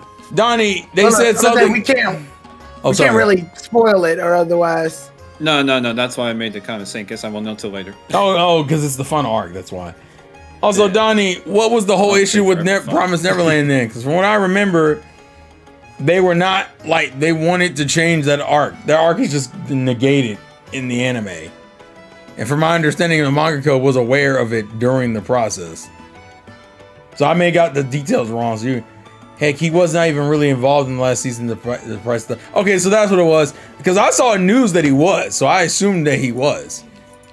But the point is that arc gets completely scrapped, and it just pisses me off. Yeah, same thing, Goki. I've never heard anything about Yu Yu Hakusho. The only thing I know about that is what the last arc of the anime was, which isn't even my favorite arc. I will say, I'll give you this much, Richie, because when you... the Three Kings saga, yeah. That's the only arc I know no one really likes as much as any other arc. It's probably the weakest arc of the entire series. I'm pretty sure Tyrone's favorite arc is Chapter Black, right? I mean, not Chapter Black, Dark Tournament, right? It's 90% of people who watch Yu Yu Hakusho's favorite arc is Dark Tournament. So to give context, my favorite arc is the arc after it, Chapter Black. Chapter Black, yeah. Which is a good arc, but it is a very... I'm curious to see what Richie will think of that arc. Rich is gonna prefer Dark Tournament. I already know that for a fact. Yeah. Knowing how Richie is as a person, you absolutely are gonna prefer Dark Tournament. I like Chapter Black because it's more psychological. Okay. I mean, I can't argue against it. I gotta see for myself. No, knowing how you are, and then you know what you should do, Tyrone. What? Show him like the first episode of the anime, right?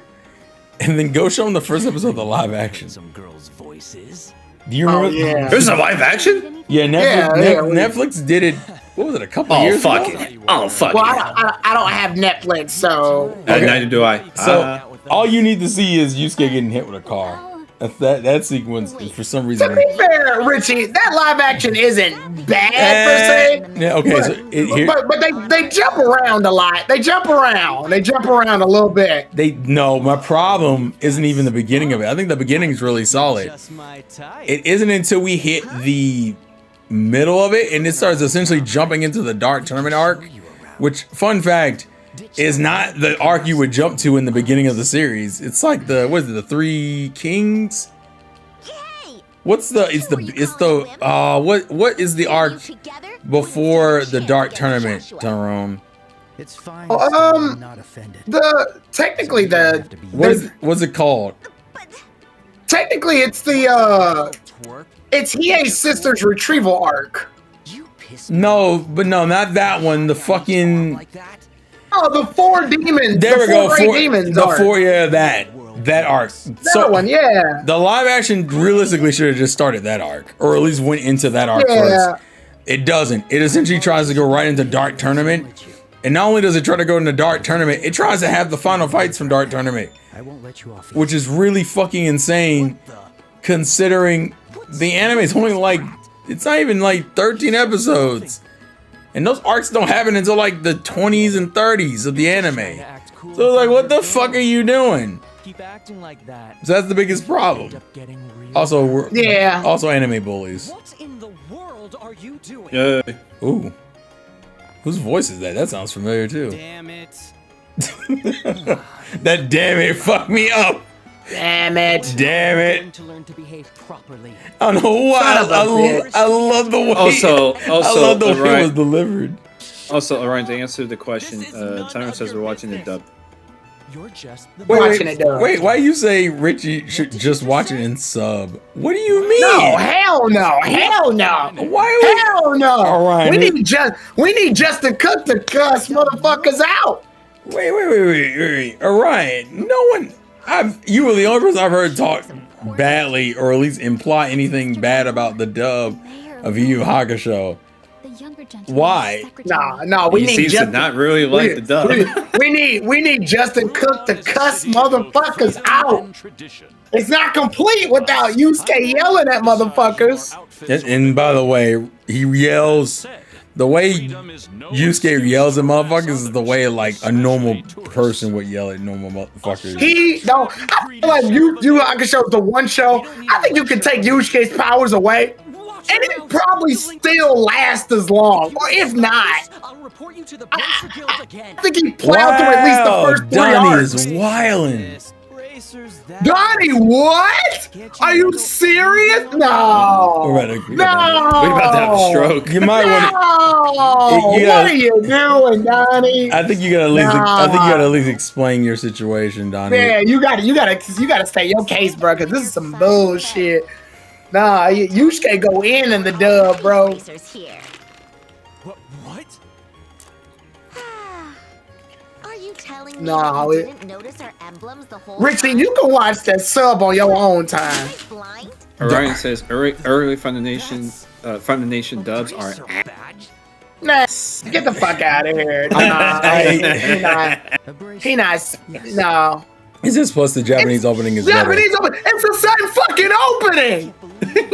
I think you There's just. there's just a lady singing it in English now. Like, I think that's the point, though. Bracers, but they're still just a bunch of kids. man, get your weeaboo ass out of here, bro. You can't judge bracers by their looks. Oh my god. We just Orion so have said to script wise, bracer their limits ass. today, remember? No.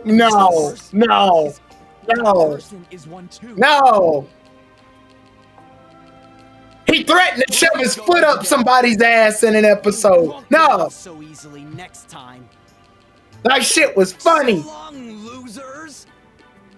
Wait, what year is Orion and Donnie born? Maybe that makes the difference. Orion's around Polly's age. That was like Okay, the He's like most 30. line ever. And Donnie? I don't know actually. Donnie, I think is younger than me, but I think older than Orion's. I'm probably like 30, maybe around your age actually. I'm feeling like this might make a difference because maybe it's like we grew up with it, so we obviously appreciate it. The city of Ruan.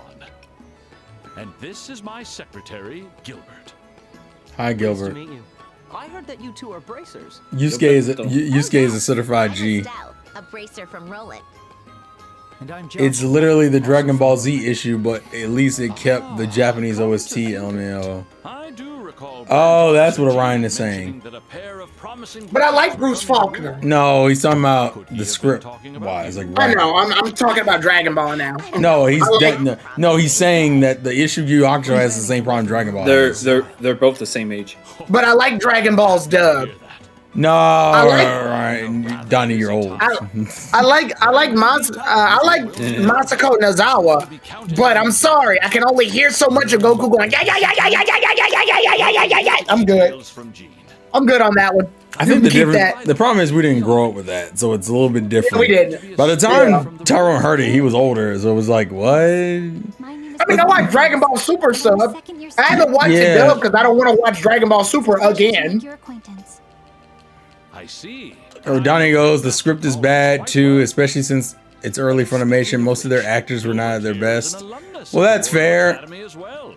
is it didn't really feel bad. I think the only voice you could argue that might have been like that is probably Hiei, and that's just because of how Hiei is as a character, not necessarily because the. I've Hey, heard you yeah. killed. Because Chuck Huber? so here's the Chuck problem. Huber did great as he So here's the thing. Talented Hiei never failed to make me proud. Sound can come off monotone when he's really just like Honored. he's really just what's the word I'm looking certainly for? Looking forward to the upcoming Academy Festival. Just not quiet, but like Best of luck to you. he doesn't emote as much. Thank you. So as a result, people could take that as like bad We'll be acting. taking our leave here. But he wasn't really that crazy emotional. Like, he was more Oh, stoic. agreed. No, I agree. That's the point. But if you weren't, but some people could view that as him being monotone. That's what I'm saying. Nah, granted, I don't really have as much of a dog in that fight with Yu Hakusho because Like such a it took me like 3 command. tries to get a Yu Hakusho dog. It took me so long. Definitely has the 3 dignity tries. and presence Yu of- Hakusho's beginning to me is rough Moore family was once a prominent. because you're not fighting motherfuckers in the beginning of Yu Hakusho. Ability system. He Yu remains Hakusho almost feels like a completely with different the show in the status beginning, and wealth. which I don't necessarily It like. feels like he's from a completely different So I hope you world. like shoujo. That's what I feel like. By the way, I have The beginning of Yu no Hakusho reminds me a lot of a like that shoujo around manga, I was surprised Okay. as well. but that's just me personally. It seems I led you to a rather dangerous area. Yeah, I love so- you, Dr. It's Show. not your fault at all. Yeah, but I think Dragon Ball Z is still your favorite series of all time, right? Seems Yeah. like they hang out at the far end of the warehouse district. Okay. So let's try to avoid that Bro, area. what? I grew up with Yu-Gi-Oh's dub in my teens, and I got over it. I said, "Fuck 4Kids." That's crazy. 4Kids. People say that. People say that. But if you listen to Yu-Gi-Oh, Right. I almost the main cast, if you replace Dan Green with anybody that's not Dan Green, I will blow my brains out. I will not watch that. I'm sorry. Sorry, fuck you. Not watching that. Yugi only needs to be voiced by Dan Green. Well, I think, sorry. I think the issue, Sorry. I think the misconception here, conversation-wise, is 2 things. Hello there. One, Bracer Guild. the issue is that If it isn't the clear. actors aren't shit. The script is shit. I think is the argument I think is really being made here. Bring us another monster request? Yeah, heck, if someone told me that the Dick dub of Sailor Moon was good, I'd laugh too. Oh, the Deke dub. I'm sorry. I was about to say, is that supposed to be like a? No, it's Deke. They don't. Yeah, it's called. Yeah, the company's called Deke. But my brain immediately pronounced it the way I'm thinking. So I think we all were thinking that. so that was on me. Nah, it's all good. It's all good. But yeah, it's yeah. You two are Estelle and Joshua. It's part of the reason why they redubbed Sailor Moon. We're very happy to have you. I've been eagerly awaiting your. Although arrival. my only issue with Sailor Moon is that Sailor Moon was a weird thing. I want people to understand. Back in the day, Sailor Moon's dub used to be a Hail Mary, and what I mean by that is that they Gene, I'm the Sailor Moon was Master dubbed back during that era, and then no one ever got the license for it again. It kind of just fucking existed. Pleasure to be working with you two. And people were like, are we ever going to get that in America? Considering Sailor Moon is like the Dragon Ball of fucking shoujo manga, it's like, bro, it's definitely it's definitely like that for Magical Girl anime. And people were just okay, like, so there's sorry. no, I was just gonna read a comment towards fucking Tyrone. It says, Tyrone, there's no way from Orion, there's no way a normal person would tolerate the dub OST in script and censorship is the best thing. LMAO. There's nothing wrong. The OST was fine. I liked the OST. I like the fact that Kaiba gets his own fucking theme song in the dub's OST. He's got that you know, like, that was cool. And then, like, I'm gonna be honest with you, the censorship back then, I barely noticed it, and then when I got older, I noticed it more, and then just went, oh yeah, that's because it's censored. And then I moved on. Like, it wasn't really that big of a deal. Because they started re-uploading all the old episodes of Yu-Gi-Oh! On YouTube. So I ended up watching all of them, and I literally had no problem. No problem. Plus, you get these fun little snuck-in lines, like the one where Yugi's like, Joey, I don't think we're supposed to cook the candy bars. Like, that shit's funny. That's not in the Japanese version shut at up, all. That's you, I just, know what I'm doing. that's just the dub being silly. That is a pretty funny Pokemon line. also has that advantage. Pokemon has that. Oh, Kaiba, no, you're right, Orion. So Kaiba does have his own theme song in the Japanese version. It's not as good. Damn. Jesus Christ. It's not. But a royal The theme song we get for him in the dub is way better. It's Kaiba. It's all him. He says Tim. The OST is not fine when there's too much music in every scene. Imagine if they actually kept those silent scenes silent. That's why he requested extra security for the whole Nobody can beat Jolie Wheeler. I didn't mind it. I'm gonna be honest with you. It wasn't that big of a deal. 4Kids is an interesting company to me because they found a way to make shows entertaining in their own way, but in a way that also bastardizes the original intention. So it's weird. It's probably the best show to Americanize shows. Oh, you know. It's just not a best company to adapt shows, if that makes sense. That's the only way I can really describe it in a way that makes You were sense. visiting the warehouse district. I mean, like, for example, the pointing guns being swapped out with pointing fingers. That's a reasonable critique. That looks bad, no matter what. Don't worry, they do it in One Piece's dub too, and I hated it there. To be fair, not a lot of guns in like Yu-Gi-Oh! Anyway. The only time I think we see guns Yeah, I barely in remember Yu-Gi-Oh! them. is in Duelist Kingdom. Now, like Duelist Kingdom, I think was the one season that had guns, and that's because the security guards are holding up guns, and then I believe Bandit Keith is holding up a gun to Pegasus. Those are the only two times I can possibly think of where there's a gun in season 1. Hell, even the people that did music under Bruce Faulconer's band agreed that they were not asked by Funimation to do so. Oh, so it was just because they were under Bruce Faulconer, I guess. That didn't surprise me at all. And they mainly had to do that because of the damn TV. Yeah.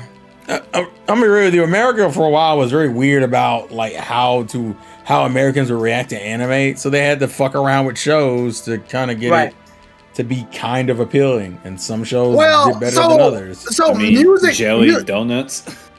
Music for Dragon Ball was weird because in the Ocean dub, they kept some of the Japanese music, at least in the movies. In the movie Dead Zone and World's Strongest, they keep the Japanese score. It's completely intact. The only thing that's changed is literally, the characters' dubbed voices. But for some reason in the actual show, they replaced this OST with this really weird OST. And then Funimation got the license, I want to say in the middle of the fucking Ginyu Force stuff. So then we got the Bruce Faulconer score, which means that if you want to listen to the Saiyan Saga from the very beginning, you're going to listen to like this weird OST that Funimation had because they had to redub that.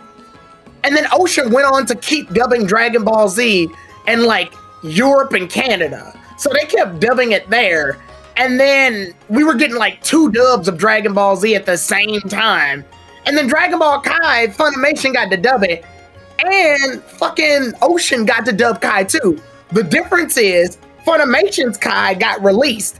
Kai recorded all of the shit and never released their version of their dub. So somewhere out there, there's just an entire Dragon Ball Kai that's all recorded, but we'll never see it. And I want it. They never released it though.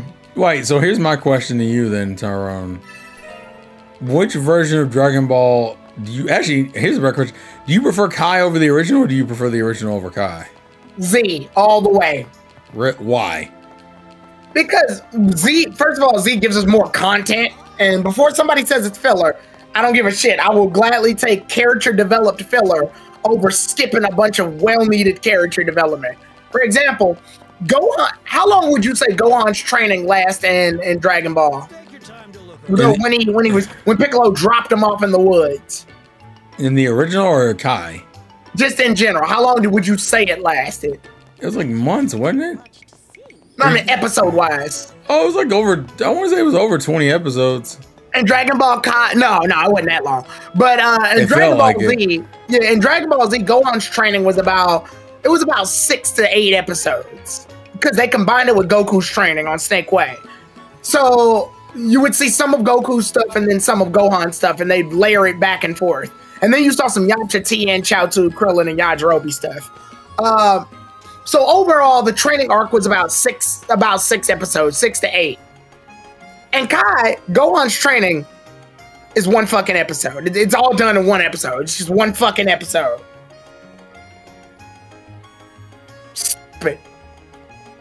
and then you get him training with Piccolo. Well, I mean, yeah, but Like we don't get any development with Gohan. We don't get any like character growth. We don't get nothing. So here's my This question to you. motherfucker, literally, it goes like this. Piccolo drops him off in the woods. He starts crying. And then the next episode we get, Buddy's slicing a dinosaur's tail up with a sword while jumping all over and grabbing berries. I'm like, bro, you did all of that in an instant. But all that character growth gone. So in your opinion, do you think Z was better at what it was, or would you cut it down a little bit from what Z gave you? Some filler in Z that I would even cut out. Like, for example, Bulma fighting the giant crab. That's absolutely unnecessary. Was it funny? Or that whole or when Ginyu swapped bodies with Bulma. Like, we didn't need that. We definitely didn't need that. That was unnecessary. But for the most part, I like first, and also Z explains how certain characters get the development that they need. Like, fucking with I'm trying to think. Oh, with fucking we had the driving episode, the training episodes before the androids actually show up. We get more of those. We get we just get plenty of good episodes. Kai cuts them out. And I'm one of the few people, and people aren't going to like this one, but I'm one of the few people that actually likes the Garlic Jr. saga. So, that. Also, KG agreed with us, even though he didn't know what we said. Yeah, it sounds like KG. But That reminds me, back in 2011, Zexel. What's up? Wait, is it pronounced Zexel or Zeal? I never watched this series, so I didn't know. I always pronounce it as Zexel. Yeah, but I heard some people say it's Zeal. I mean, I thought it was like a Hunter x Hunter situation. Kind of. Where the X isn't a thing. I always called it Zexel. Yeah. But, Goki, the episode with Gohan and the dinosaurs are really heartwarming one because he like befriends this dinosaur and protects it and shit, only for a giant T-Rex to come in and fucking eat it. But it teaches Gohan how to like be stronger to protect the ones he cares about. It's not, the best way I describe that stuff is it's kind of like One Piece's in canon filler. Actually, something I was explaining to Nessa.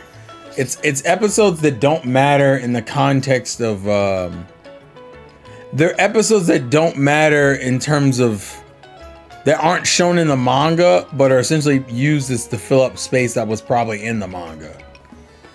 So, like, for example, in the manga would show you a point A and a point B. The episode really is just like a point A to B, like in between, that's showing you how you get to B.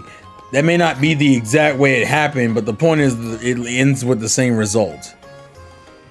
So, like, point A could be you getting in the car, and point C could be you at the supermarket. The episode would be essentially the drive from the car to the supermarket, essentially. Right. Now, actually, I also liked Goku's filler where he stops by Princess Snake's place. That's fun. It's fun little filler. Oh, is this top floor? This is top floor. Completely unnecessary, but it is fun. Ain't it fun? Or I like the one where Yamcha, Tien, and Chaozu end up fighting the Ginyu Force because the Ginyu Force died, so they were brought to King Kai's planet so that they could train. I like that because it gives them something to do, first of all. Like, I really don't like when people go, oh, they got to give Yamcha, Tien, and the others more character development. And then the moment they do, people complain that it's, oh, this is filler. I'm like, do you want the character development or not? I think they want canon development. It doesn't fucking matter. It's on my fucking television, so I get to see it. It matters to some people. Yeah. If that were the case, fucking Trunks got the worst of it, because in History of Trunks, Toriyama wrote a History of Trunks. Problem is, it's not good. What's the problem with it? He's already a Super Saiyan before the damn thing starts. So Why? that Gohan death scene is just Trunks going, "Ah, shit, Gohan's dead," and then it just ends. It's just over. Wait, who the fuck is that talking? An old man. This is another character we're being introduced to? Jesus. Oh, who is this? Oh, There it is. no. I don't like this fucker. Yes, this room. I don't is trust his nice. haircut. Yes, I trust him. I like it. I will use this room. For the duration Ooh, of my I don't stay. trust him. I don't like this voice. Wait, Your Grace. Mm. I believe this room is already. I occupied fought by in my other hand guests. and smell it. I recommend staying. Why? Why? Why? I cannot see the ocean from that place. I hated all of that. Hotel That's has a funny. nice view. I hated it though still. I like he cups his hand right over. Why, look, the And consider how like ridiculous his outfit is. I mean, he has to dig his hands in his coat. Yeah. And then he lets out a. Then he takes a whiff. Yo, why in the world? What is happening, dog? I don't know. He just looks like a jackass. That's the whole reason I He made the does, joke. but it's such a crazy line that he farts in his hands and smells it. Yeah. The kicker is that's just a guy thing. Women, I don't think women fart in their hands and smell it. No, nobody is supposed to do that. No, I know guys will do it. There's some guys that'll do it, but I don't think girls do it. But I don't know why it'd be funny. A girl sitting with her dress, she sits down, she kind of lifts, she shuffles her dress around, burp, Yeah. burp, and then fucking.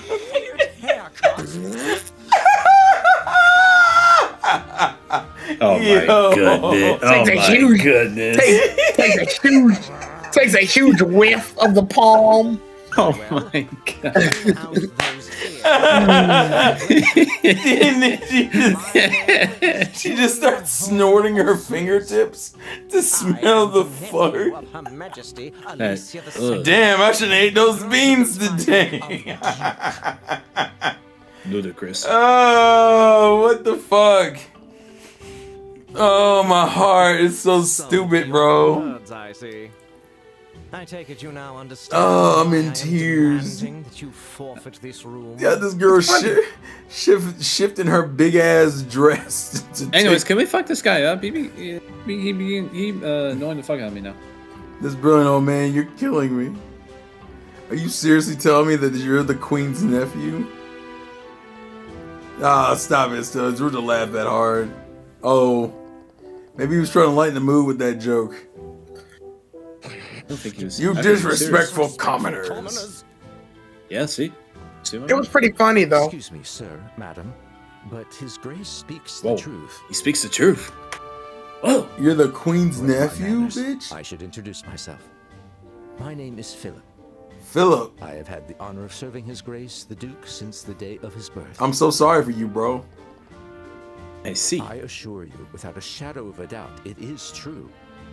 The man before you is Duke Dunan, the legitimate nephew of Her Majesty. Like I had to point out the part of him being legitimate, as if that wasn't already convincing enough. Because somebody was probably gonna say something.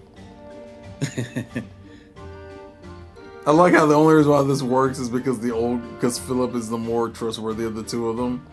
Even though he's literally just a butler. Fuck. Finally, you understand just how important I am. Not thanks to you, I, though. the next king, am granting you the honor of gifting this room to me. No. Such an opportunity is rare indeed. Bitch, I just got a nice room. You think I'm about to give it to you just because you think it is? Yes. You don't need a dick with that one. Sir, madam, please wait 1 minute. No, I'm gonna punch him. I'm gonna punch him in the face. If I might have a word. I'll have a word. My deepest apologies. I humbly request this favor. Why? Won't you accept this in exchange for the room? Is he bribing me with money? What is that? Mr. Butler! His Grace can be quite stubborn once he's made a decision. I like the idea that like all Philip has been doing is bribing people around him, so he thinks he's like his notoriety is doing it when realistically all it is just Philip is just paying people off. Sounds about right. Richard, do you have an anime that you really, really enjoy or really, really have been interested to watch because of fans' reactions? I was actually going to say that first part of the question made it seem like it was talking about something I've already seen. Is this something I haven't seen? Yeah, something that just had you intrigued. I am deeply grateful. Well, good thing I have Miami list open. Let me go look through. Hey, what are you all whispering Let's see. about? Holy shit, there's a lot. Shut up, Doonan. No, shut up, Doonan. The adults are talking. Damn. That's crazy. Hey, listen. No one likes bitch ass motherfuckers, okay? Dang. Okay. Okay. You should have I don't know. just That's said actually that tough to from the decide. I got a lot of bangers beginning. in this list. Now, you'd best not forget that. I mean, personally, I'm excited for attitude. Yu Hakusho just to finally see what that's all about. But there's also Bebop there that's going to be hit at some point. That's your question. And How that far, one's question. ranked pretty high. How far are you What's in? How far are you in Naruto? The original. The original, right? Yeah. Oh, I'm done with the original. Like, No, I'm talking about I- Shippuden. Shippuden. I'm sorry, Shippuden. I have not touched that in like, what was it? Can I even see the last time I logged it? Wait a minute. I Oh, gotta does think it? about it. Question: have you seen Dragon Ball? He has not seen Dragon Ball. Have you seen? Have you seen Dragon Ball Z? I've seen clips. Not Oh wow! I'm surprised Tyrone didn't go for that. What? Making him watch Dragon Ball and Dragon Ball Z. No. He brought up Yu Yu Hakusho. I just said I'd join him. Oh, I'm surprised you didn't be like, yo, hey, you gonna call me Hey, Estelle. and not motherfucking you like, hey Taro, we're gonna watch anime together. Okay, cool. Dragon Ball, right? No. What? I just imagine this slow crash. I'd be like, bitch, what do you mean? No. Hold on. Let me go get my fucking boxes. Do you see this character? Pulls out Goku pictures. Look at this fucking character, bro. Fucking anime of the generation, of the world, of the century. You ask people, listen, you lucky I like Yu Yu Hakusho, 'cause I swear to God, you forsake my Lord and Savior Goku, I promise you, it's over. I'll take your ass to the pasture and take you the fuck out. Hey, you don't mind, do you? That's how I Yeah, I think he was just naming. He was naming episodes, and I think he brought up Yu Yu Hakusho, and I was like, I'll join him in that. The end of the basement floor. Come on, don't be shy. I want to be shy though. Now you're an old man. But no, the last thing I had logged down with Shippuden according to the list is 26. Yeah, you're still in there. Yeah, you're an early Shippuden. No. I don't know. I will always say Shippuden had such a slow fucking start. I hate it. That's gonna be a while. It's the worst, bro. It's the worst. It's such a slow start. It doesn't really get good until the Kidan and Kakazu stuff. Or the Which is how many episodes? Like what? It's like in the 60s, I think. Okay, I thought it'd be worse than that. No, it's not terrible. It's just, man, I just wanted fucking better shit. Fucking Hidana Kakazu was great. Don't get it twisted. 72. 72? Yeah. Yeesh. I mean, it takes a minute. Not There's filler. There's filler. There is also filler. One of them is one of them's a sad filler. It's the Wait a minute, Richie. Did you watch all the filler episodes at the end of Naruto, or did you just watch like the Sasuke retrieval stuff and then jump to Shippuden? Oh no. I think for the first one, if I remember correctly, I think I went through all of it. So you watched all the filler episodes? Yeah, that's a lie. I don't know why you did that. Actually, to be fair, there were a few in particular I kind of skipped because I read the premise, and I'm just like, yeah, I'm not watching this. So there were a few I skipped. Tintin? Hell no. That's crazy. Ironically enough, Tintin gets the most episodes in those, I think, along with Rock Lee. One, she needs it because she's not getting it in the main plot. I'm just surprised you watched the filler because most people will tell you don't touch that shit. Actually, what is your favorite arc from part 1, Naruto? I probably have to look at it again because again, it's actually been a long time since I've actually completed the original. Like we're talking summer in 2019, 2020. So I'm gonna make a statement that I think some people may or may not like. I genuinely believe that Part 1 Naruto minus the filler is a borderline perfect series. What? Yeah, I don't have. Do you have? What arc do you not like in Part 1 Naruto? Okay, so to name them off, there's the Zabuza arc. Goated. There's the Chunin exams. Probably one of the best early tournament arcs we had. I do really like the Chunin exams. That's a really good arc. The fuck. The Tsunade retrieval arc to me is the weakest one. Agreed. It's not bad. It's just not as good. And honestly, it's kind of hard to follow that shit up. I'm gonna be real with you. And then finally is the Sasuke retrieval arc. What's a bad arc in that group? The closest you get is the Tsunade retrieval arc, and I don't even call that a bad arc. It's just different. It's a lot slower paced. It's slower and it has less characters. It's mainly focused. Yeah, if anything, Naruto. If anything, Naruto's the outlier of the group of characters who are in there because they're all like Sannin characters. I think my biggest problem with the Tsunade retrieval arc is that the Chunin exams introduced all these goddamn characters, and then the next arc doesn't use any of them. Well, because some of them are genuinely like not in good positions. Hell, I liked it because the reason why they were getting Tsunade was partially because of the results of that arc. She was there, she was meant to help Sasuke and Lee. Right, but I don't know. I feel like there could have been a way to use the other characters. Like Sakura's not even in that fucking arc. No, she's not. And Sasuke makes an appearance in the middle of it. They kick his ass and he's out of it. That one makes sense considering that's setting up for the Itachi thing. Like, bro, what? This man showed up for 2 episodes, got his booty smacked, and they send his ass right back. That's hoe. But my son learned the Rasengan, and it was one of the hardest sequences I'd ever seen in my life, bro. That is one of the hardest sequences, bro. Naruto in Part 1 is like one of my favorite characters just to watch. And then that OST be hitting like crazy. I fucking love the OST. You know what's weird? And people in the chat, please let me know if I'm tripping when I say that. I don't think Part 1 Naruto canonically, I know filler is a thing, but if you're just talking about the canon arcs, I don't think you can say that Part 1 Naruto has a bad arc. I genuinely don't. Sorry, what were you gonna say? Sorry, I ain't gonna cut you off.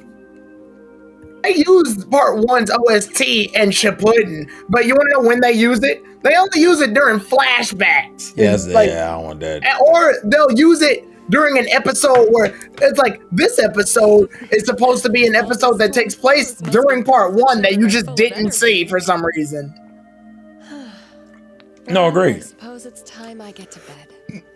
Agreed. I'm not. Like, they did that thing where they were like, Sasuke, Sakura, and Naruto were on a bunch of missions before Part 2, but these are the ones you just didn't see.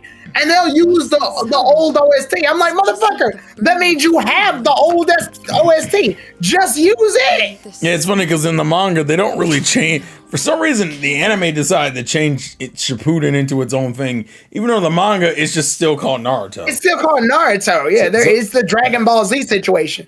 There is no Dragon Ball Z manga. It's just Dragon Ball. OG Naruto gave us the iconic filler song, so can't hate OG. The only arc I thought was weak was the Tsunade arc, but it was still good. Exactly, that's my whole fucking point. That's literally my whole fucking point. The Tsunade arc is the only arc you could argue is weak, and even by calling it weak, I don't think it's bad. I just think it's weaker. And it kind of, I say that, but it was the first time we got to see fucking all 3 Sannin fight. So I don't know if I even. It's just different. That's the best way to describe that arc. It's just different. I think I'm gonna stick with that. I think OG Naruto was goated by itself. Now Shippuden brings a whole host of fucking problems that I don't want to address. Well, let's see. The first arc Also, in Shippuden. oh my god, they lit the fucking church on fire. That is wild. They what? Yeah, they burned the church. Unfortunately, we're in town, so we can't do anything about this. Let's see. Part 2. And sorry, Richie, these aren't spoilers.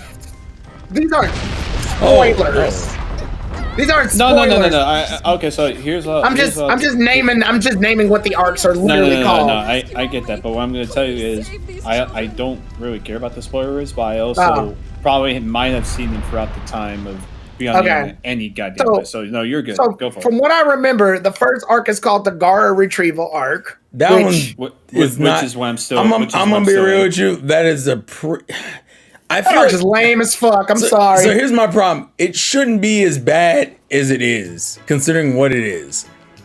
But it's kind of mediocre. That's me being generous, low key. It's just fucking slow. It's stupid, and Naruto doesn't show much progression in it. I'm just like, I'm gonna I'll let him say it, and I'll give him a little commentary throughout it.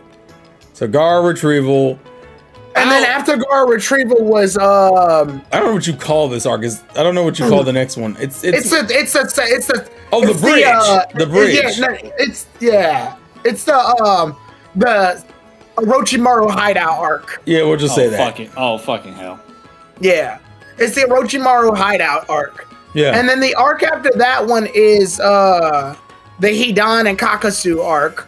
Yeah. After that is Itachi's pursuit arc. Yeah. After that is the Sage Mode training arc. After that is the Invasion of Pain. Wait. Is the Rain Village thing included in the Sage Mode training arc, or is that considered separate?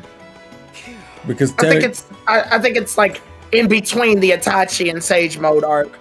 The Itachi pursuit arc and the Sage Mode. They don't that's consider like in between it. But okay, fine, go ahead. I guess because the events of one happened during the other. Yeah, because I think it's like towards the end of that arc where you get the thing with Jiraiya, and then it's like, oh shit. Yeah. Then there's the I'm not looking forward to seeing that. Then there's the Then there's the Invasion of Pain arc. That I'm aware about. Then there's the 5 Kage Summit arc.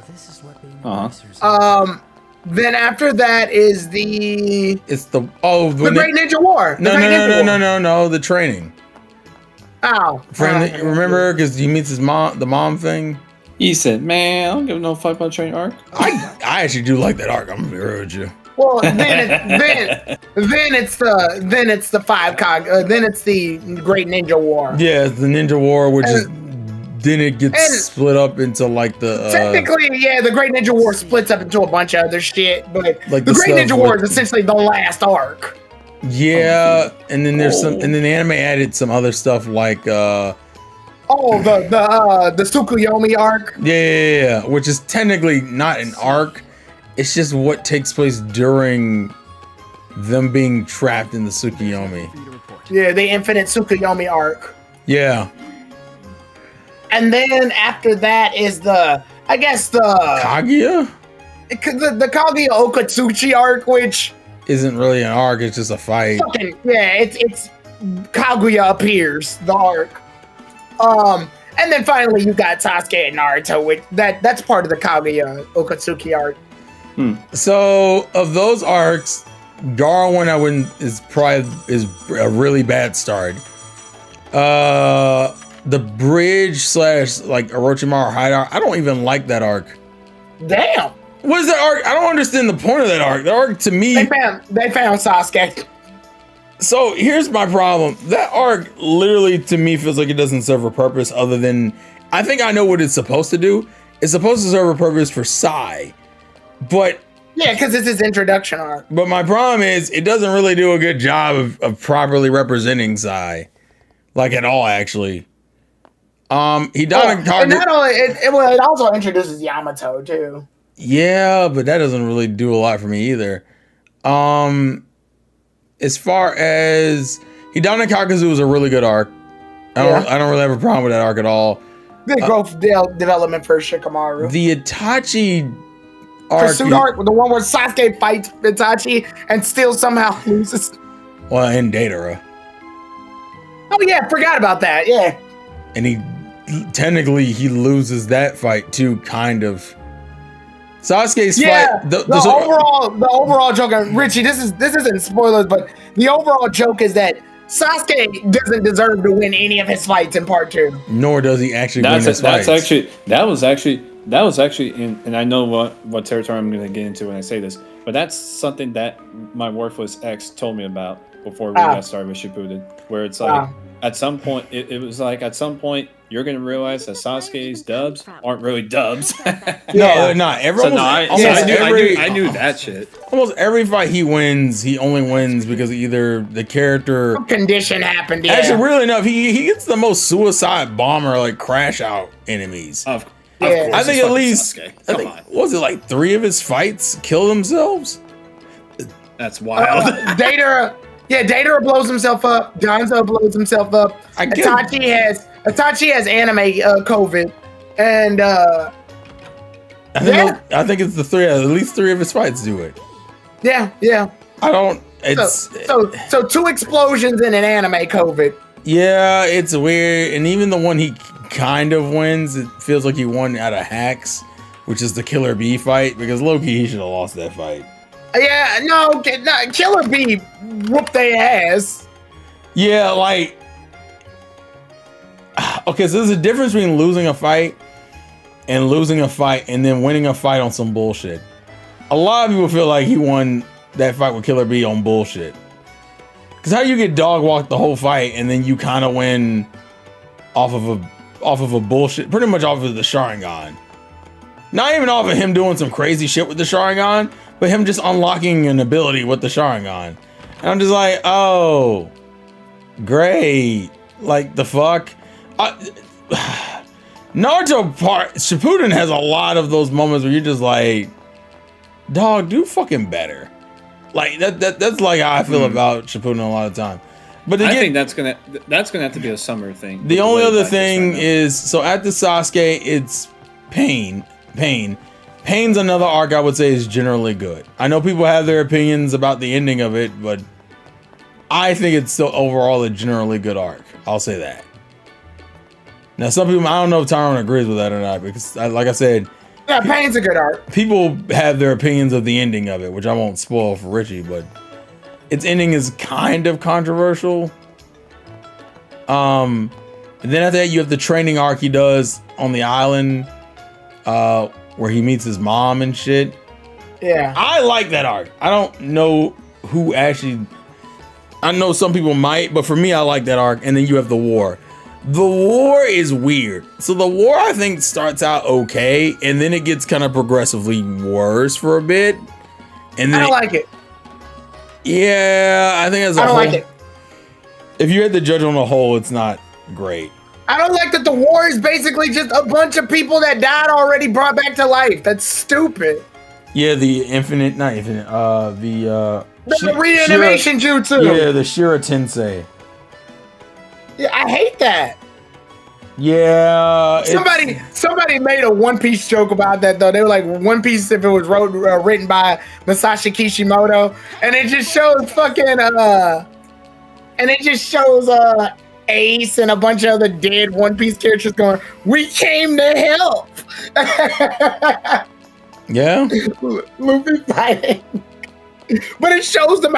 It shows like how they died. So when Ace is back, it shows a giant hole in his stomach. Yeah. That sounds about right. Like one of the things about Naruto I like is that like in Naruto, it's not like Dragon Ball. There is no way to bring characters back. So death is permanent. Like it sticks with you. So I hate that like they fucking just are like, let's bring every fucking character back. Let's bring Itachi back, even though he died in the most horrific way possible. And it was supposed to mean something to Sasuke. Nah, bring him back. Have him fight Kabuto. Fuck it. Nah. I do know about that. I hate that shit so much. And then the fight, he has with Kabuto is fucking. The way he wins that fight with Kabuto is very jank. It essentially. I think he puts it's like not Tsukiyomi, it's Izanami or some shit like that. It's Izanami. Essentially, he traps him in a fucking time loop. Yes. Which, the fuck? It's such a weird. I'm gonna be okay. So all right, so those are all the major arcs. Of those arcs, the ones I think are generally good is Hidan Kakazu, Pain arc.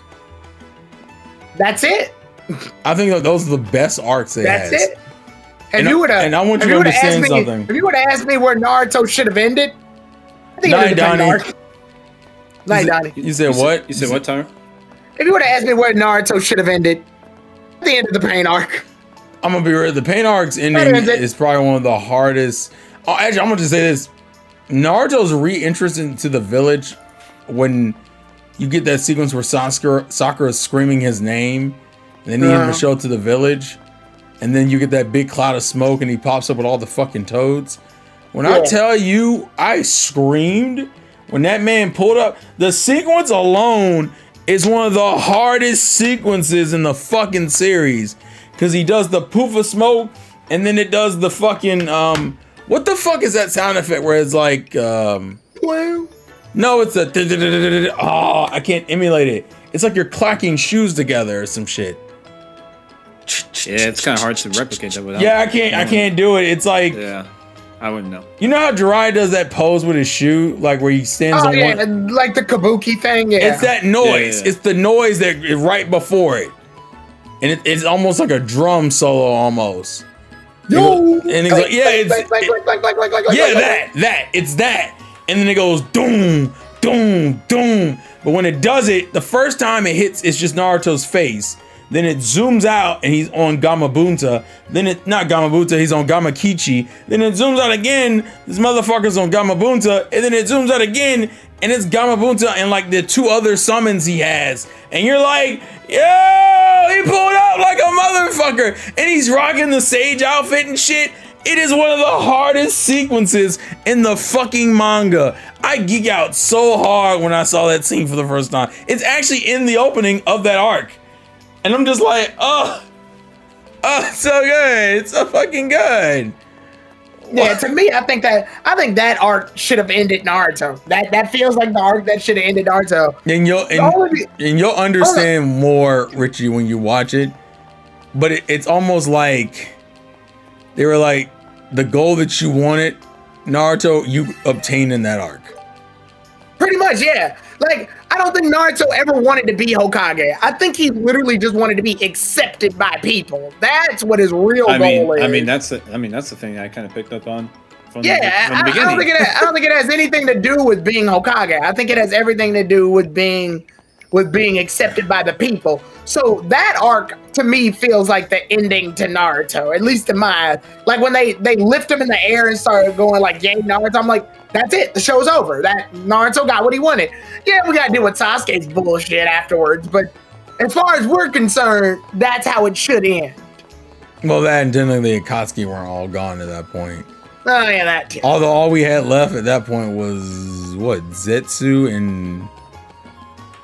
and Toby? Was that it? Yeah, Zetsu and Toby were the only ones left. Everybody else was dead. Yeah, because Itachi was gone, Pain was gone. Kisame. Oh, I guess Kisame. Yeah, Kisame. Although he would die like an arc later. Like, he dies literally in the next arc. And then I think that's it, actually. The fucking, in my opinion, personally, of Shippuden, there's only like really two really good arcs, with everything else being kind of like whatever to me. Right. Like, well, I'll say 2.5 because I do like the arc with his mom a lot, actually. I think he needed that, and I was happy to see my man get to see his mom. That shit fucked with me. That actually still one of the sequences that fucked me out because I went, oh, my boy. Also, I like the fact that he takes after his mother personality-wise, but he looks like his dad. Yeah. And his mother, weirdly enough, just acts like Sakura low-key.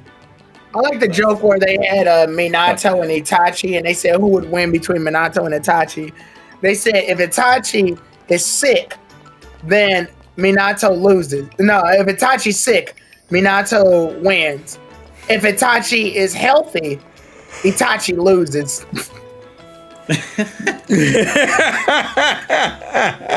Is he lying, chat? No, hell no. Minato could beat the shit out of Itachi. Okay, so here's the problem with Minato. Minato, we only see him use like 2 jutsus in the entire series. Right? Yeah, the lightning flash. Yeah, the flash and the then Rasengan. And the Rasengan. Now, granted, that flash is kind of busted. I don't know if you just outright beat fucking. I don't think you outright beat the fucking Sharingan or Susanoo. That's the problem. Now, that doesn't mean he couldn't do it. I mean, to be fair, he did well against the masked dude when we get the flashback of Naruto's birth, which was an experience. But yeah, I would probably co-sign the argument that we only really got 2 really good arcs out of part 2, with a couple of okay ones and then a bunch of meandering bullshit. Like, actually, Tyrone, what is your opinion of the Itachi stuff during the Sasuke, pretty much the arc where he's looking for Itachi. So the Datara fight, all that shit. Hugo, what the fuck is Jugo, Karin, and fucking what's the other Suigetsu's introduction? So Sasuke's Hawk team. Yeah, his Hawk team, and then also Night Boom, his Hawk team, and then what the fuck else? All of that. Yeah, that arc essentially.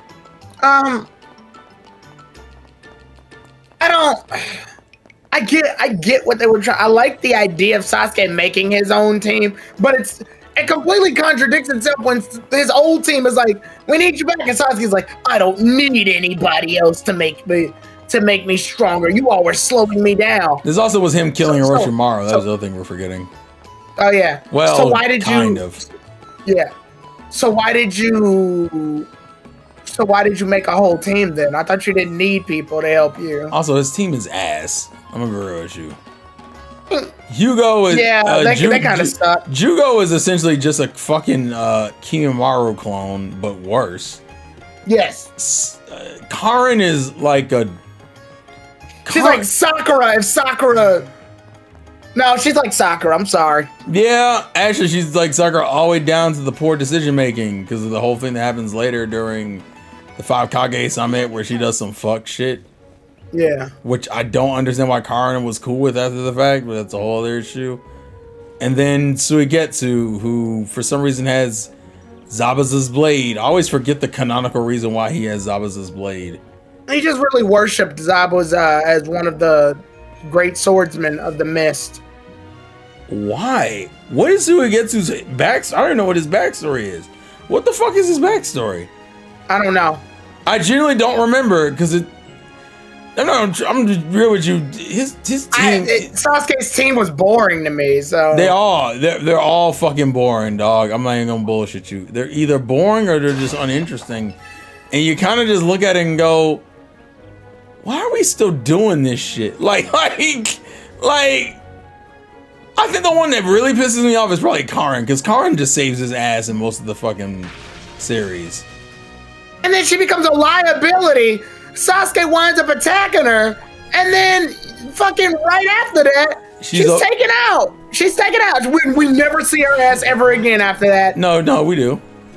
They take her back to the village, but nobody cares. Nobody gives a fuck. Well, yeah, because they were the ones who saved her, technically. But she's a criminal. Nobody gives a fuck about her. And then she gets released later. Exactly. Nobody gives a fuck. Yeah, I'm gonna be real with you. It's just he has a weird ass team, and it's a team that you almost want to be like, why did you make this team for? Like, what the fuck? What was the goal? What was the point? He needed a team, even though he thought he didn't need a team. Yeah, like the whole thing just doesn't fucking work. It's probably the weakest part. The best part is probably the fights. I'm gonna be real with you. The Ditto fight's pretty cool. But I'm gonna be real with you. I fucking hate Sasuke in part 2, like a lot. He's probably one of my least favorite characters in part 2. Yeah, most people would agree. Well, a lot of people would agree. Yeah, Sasuke's stupid as fuck in part 2. I hate him. Yeah. So, Richie, you're gonna get like a lot of lore about Sasuke and specifically Itachi, and about the truth of the Hidden Leaf Village. And Lovely. man, the ability of how much you're gonna give a shit is gonna be extremely low. Like, I'm not even gonna bullshit you. That doesn't seem good. So, Oh god. I can't. actually, how do you feel about? Okay, so Tyrone, how do you feel about Itachi's backstory with the leaf and why he did what he did? I'm okay with it because it does bring some real life decision making to it.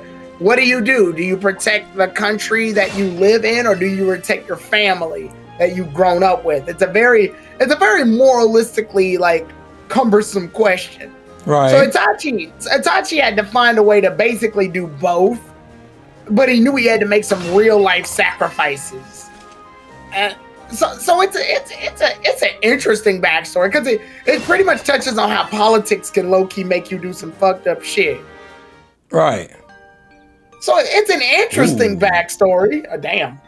It's an interesting backstory, but at the same time, the problem is I feel like they didn't think of a good solution because their solution was to leave this shit to Sasuke. And that's the worst part. Well, because the problem is Sasuke landed everything on Sasuke. And I'm like, the problem is that you landed it on a fucking idiot. So the problem here is that okay, so we get Itachi's backstory, and that's also around the time we find out that Itachi essentially let Sasuke win that fight because he wasn't in the position really to fight him, and he still pretty much honestly Sasuke still lost that fight regardless because realistically Sasuke didn't have a defense to deal with Susanoo. Oh hell no.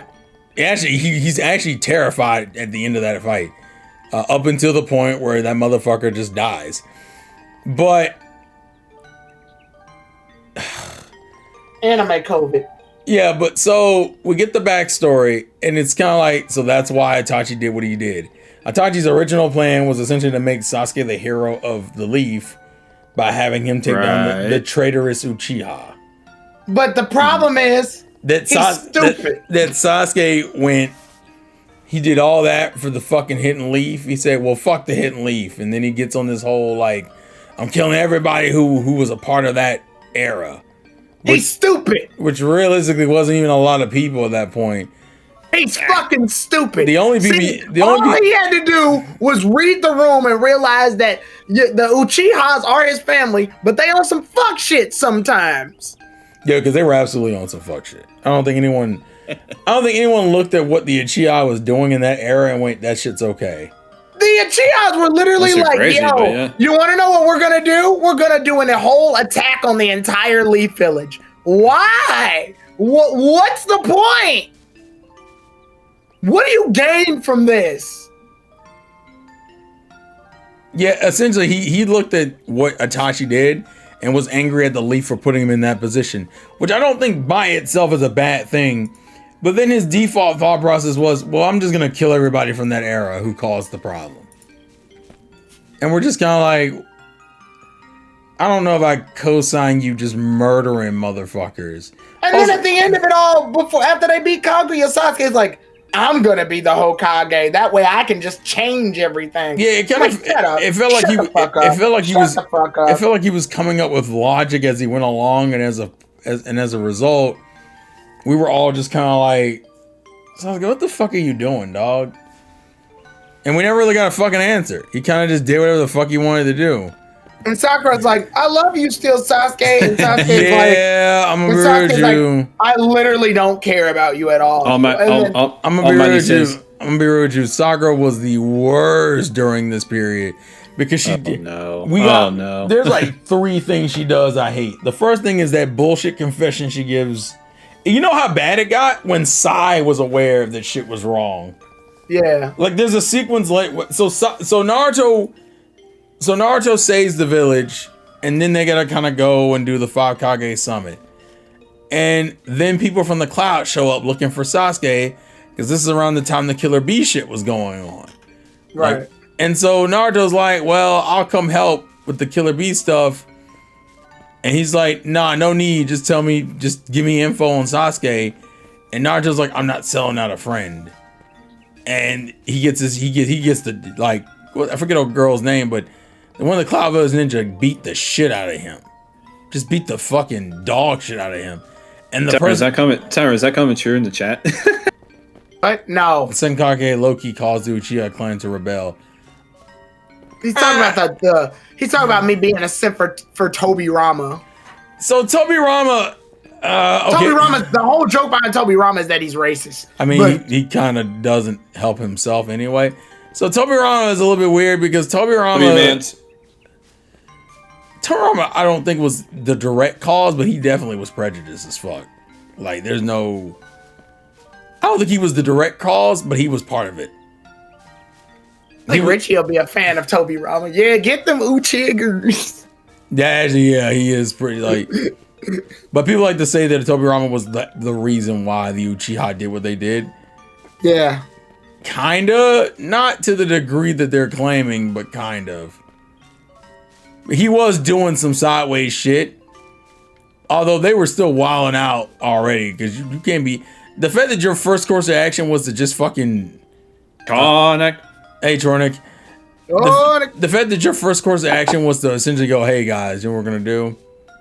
We're gonna fucking raid the village. Buddy, what? That's crazy. Dog, you can't do that, and you definitely can't do that right now. You also know you live in the village, right? Yeah, like none of this really worked. Do I think they put I will say they put fucking Itachi in a terrible position. Right. Especially because Itachi was like a teenager when that happened. But he was like 14 when that happened. Yeah, to have Itachi have to kill his entire clan because they were wilding the fuck out. And then being told by the village heads to let that shit go down. He was in a pretty bad spot, like mentally. Oh, and sorry. He was, sorry, I lied. Itachi was 13 years old when that happened. Yeah, it was a lot. Also, I think we gotta realize it was crazy that Itachi was as strong as he was to kill an entire clan at 13 years old. And the only thing that I do remember happening. And the one thing that stopped him, the only person he couldn't kill was his brother. Particularly because this man died at age 21. Who? Itachi died at age 21. Itachi was 21?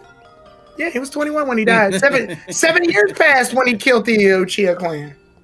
Oh, that's right. Oh no, what about the events of Shippuden? Isn't that 2 years more? Yeah. I'm saying like that. I'm adding up all of it. Oh, yeah. That's including it. Yeah. So 5 years after, 2 years after that. Damn, I thought he was a little older. I thought he was in his mid-20s at least. The motherfucker was 21. No. God. Sasuke was like 8 when this happened. Yeah. No, Sasuke was 7 when. No, Sasuke was. Let's see. What's 13 minus 5? 8. Yeah, Sasuke was 8 when this happened. This happened when Sasuke was 8.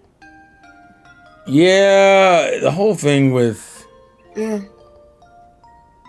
8 years old. Someone had. Let's see. That means when Itachi was. That means when Sasuke was born, Itachi had to have been like 5. What? 5? Yeah. Yeah, because he's 5 years older than him, right? Yeah. He's 5. So he's 5. Yep. Yeah. All this happened at once. Yeah, I'm not gonna really. And then I don't know. How do you feel about the Shusui stuff they added? Because I feel like that shit kind of didn't help. Really true? I didn't care. Shusui is a character that which is weird because more people know about him because they threw him in the fucking games a lot. Oh, Chloe. Yeah. But Shusui was a weird character. For those who don't know, Shusui was like Itachi's best friend, and then he died, but he died in a really gimmicky way. It depends on which media you watch. His death is caused by 2 things. I think he gets the thing that has to happen is that he has to die and he has to have one of his eyes stolen.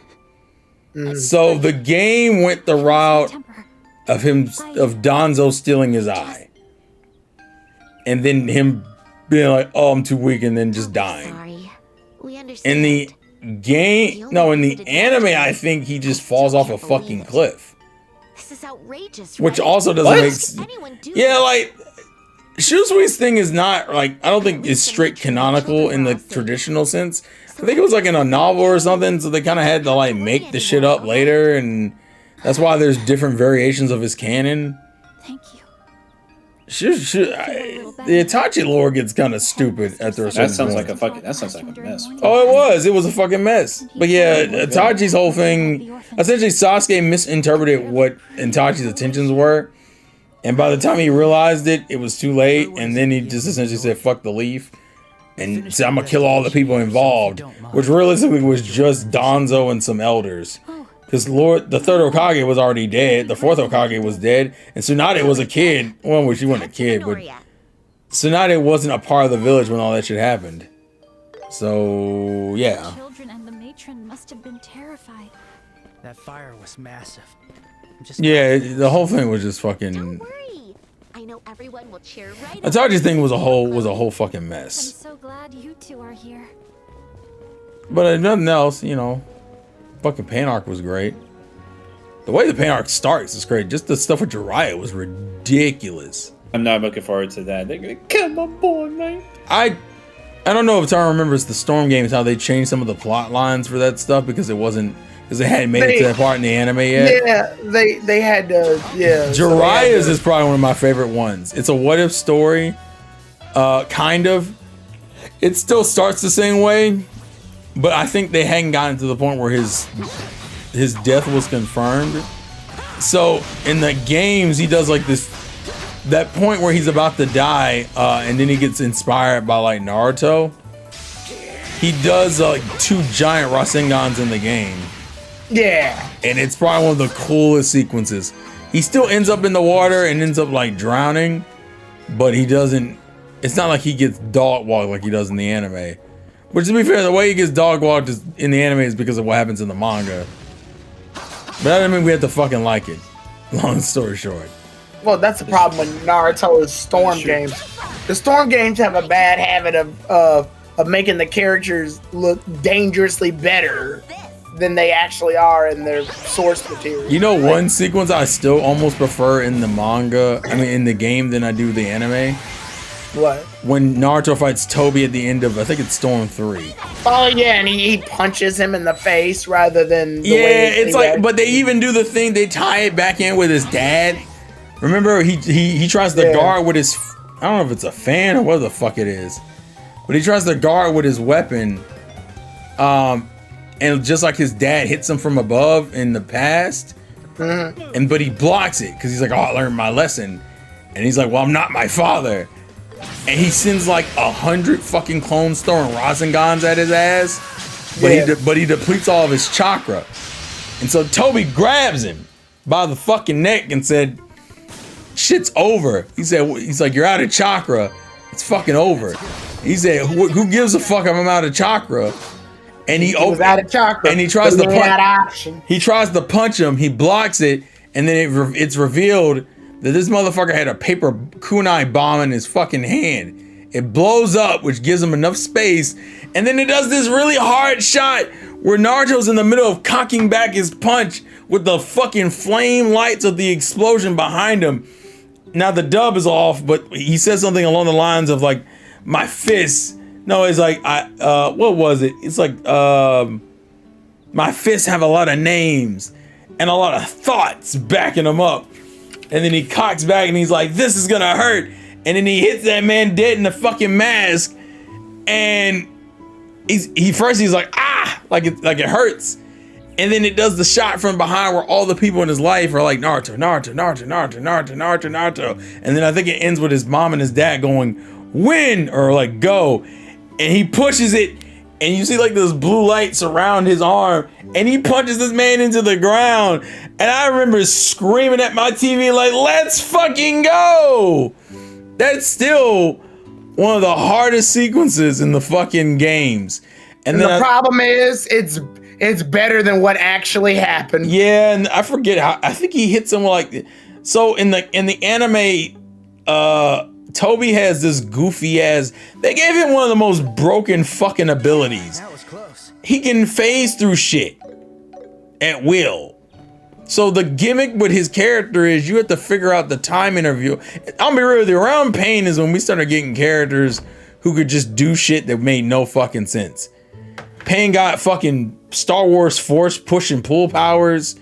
Fucking Toby was able to just phase through solid objects all the time. Fun fact, he had that ability since he was a fucking kid, which is ridiculous. Like, what the fuck is wrong with y'all for giving this kid such a goofy ass ability? So a lot of the fight in the early war, once he's on the field, is how the fuck do we hit this man when he can just become intangible? And then it just becomes the pain situation again, where they figure out it's an interval of time where he can't use it. And then they finally get it off and they blow his mask off, and then you get the reveal, which I don't think you know about the reveal, Richie, so I'm not going to spoil it. I imagine Tyrone's not happy with the reveal because I don't think anyone was happy with the reveal. I remember he got mad, actually, like very angry. It was like, what the fuck is this? So just so you know, when you find out who Toby actually is, you're not going to be happy. The funny thing is, it's really fucking obvious once you think about it. But no one guessed it, and then we just got angry. It's literally in his name. I hate it. Yeah, it's really basic. So when it happened, we were all like, "Wow, wow, really? Wow, wow, fuck you, wow, really, man, eat a dick, yo." What the fuck was all sudden? That was my original reaction. That was people's reaction, yeah. Yeah, that was my original reaction. I was just blown away and angry at the same time. Cause what the fuck? We won't spoil it, but it's a very like. Nah, I get it. What the fuck is wrong with y'all? That's just how I felt about it. And then we had to deal with the second half of the war, and the best part of that was Madara Uchiha. Everything else can kind of go eat a dick, low key. I can't think of it. Actually, that and seeing some of the Hokages again, that was probably the only other thing. He fucking dog walked them damn Hokages. Dog, he dog walked everybody. I think one of the hardest anime episodes ever done in Naruto is the sequence where he's in the sand area and he's just boxing like 100 fucking shinobi. Based on what we found in I think I know you remember the sequence. It's when he drops a meteor on these motherfuckers. He drops the meteor, and through the combined efforts of everyone, they're able to stop the meteor. And so Madara goes, "Congratulations, you were able to stop the meteor." But what about the second one? And people went, "The second one?" And they went, "Oh no!" And yeah, they got hold after that. Dude, it's one of the hardest lines in the fucking series. Motherfuckers were chilling. Imagine you and your boy just did the crazy shit. You just lifted a truck. You're like, yeah, we lifting trucks in this bitch. And someone goes, "What about the monster truck over there?" And you're like, "The monster? Oh no!" It's immediate. That's not the worm. That's its tongue. That's literally it. That's exactly it. It's that sequence for SpongeBob fans. While we were attempting to escape, we were screaming. The fandom was screaming when they were like, "What about the other one?" Bitch, what do you mean the other one? I think that was the biggest problem, like I said, with Naruto video games, though. The video games had dangerously better moves for the characters. So, like, you would literally, like, this one move Kakashi does that's called Lightning Blade, and then he uses Lightning Blade 2-hit thrust. It's essentially just Lightning Blade on both of his hands. Like, each hand has a Lightning Blade on it. So he'll, like, hit you with the first one, then blast you up in the air, but he'll do it diagonally, so it forms a lightning bolt. And then when he jumps in the air to hit you with the second lightning bolt, it goes straight down, so it's cracking the first lightning bolt in half. Silver hair. And then he, like, hits you down. That's not an anime move at all, or a manga move. That's just a move the video game made the fuck up. Yeah. Or the one where Itachi, I love Itachi's, where he, like, beats you up, right? Along with Kisame, and then he does, like, the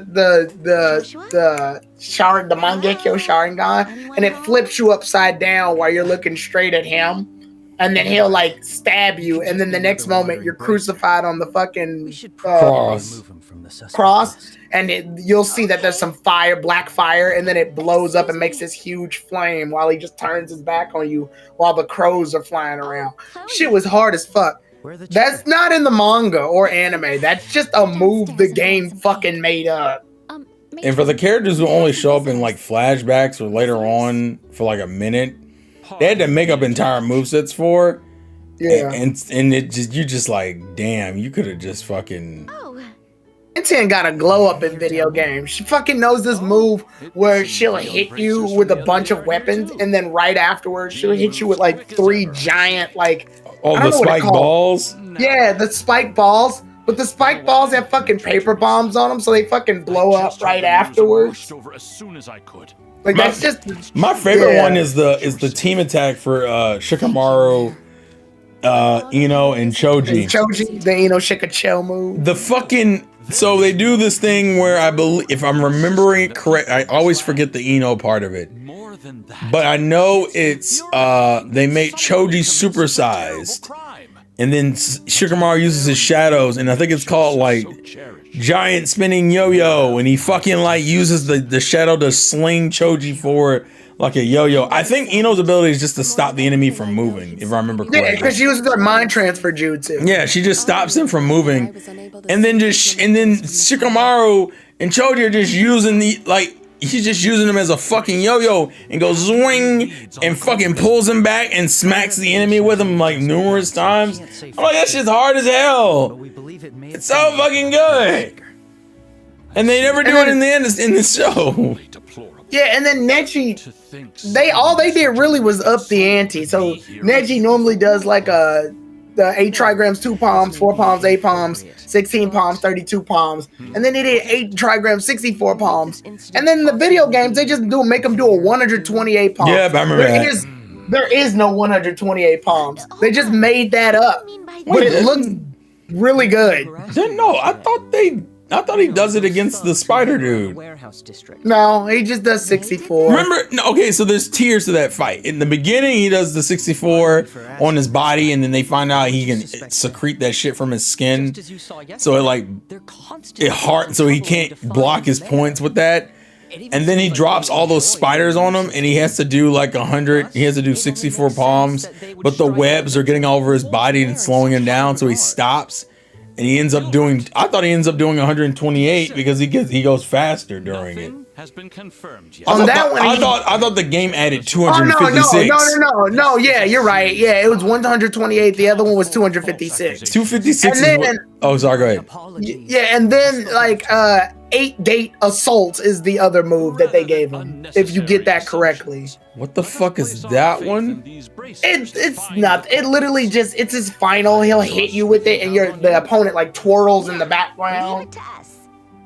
We'll do everything we can. Yeah, that sounds about right. Good. Yeah, but they gave him 256. Yeah, because I knew you were right that they gave him like an extra tier to it. But for the last thing, I knew the anime did 128. That was the last one I knew. Yeah.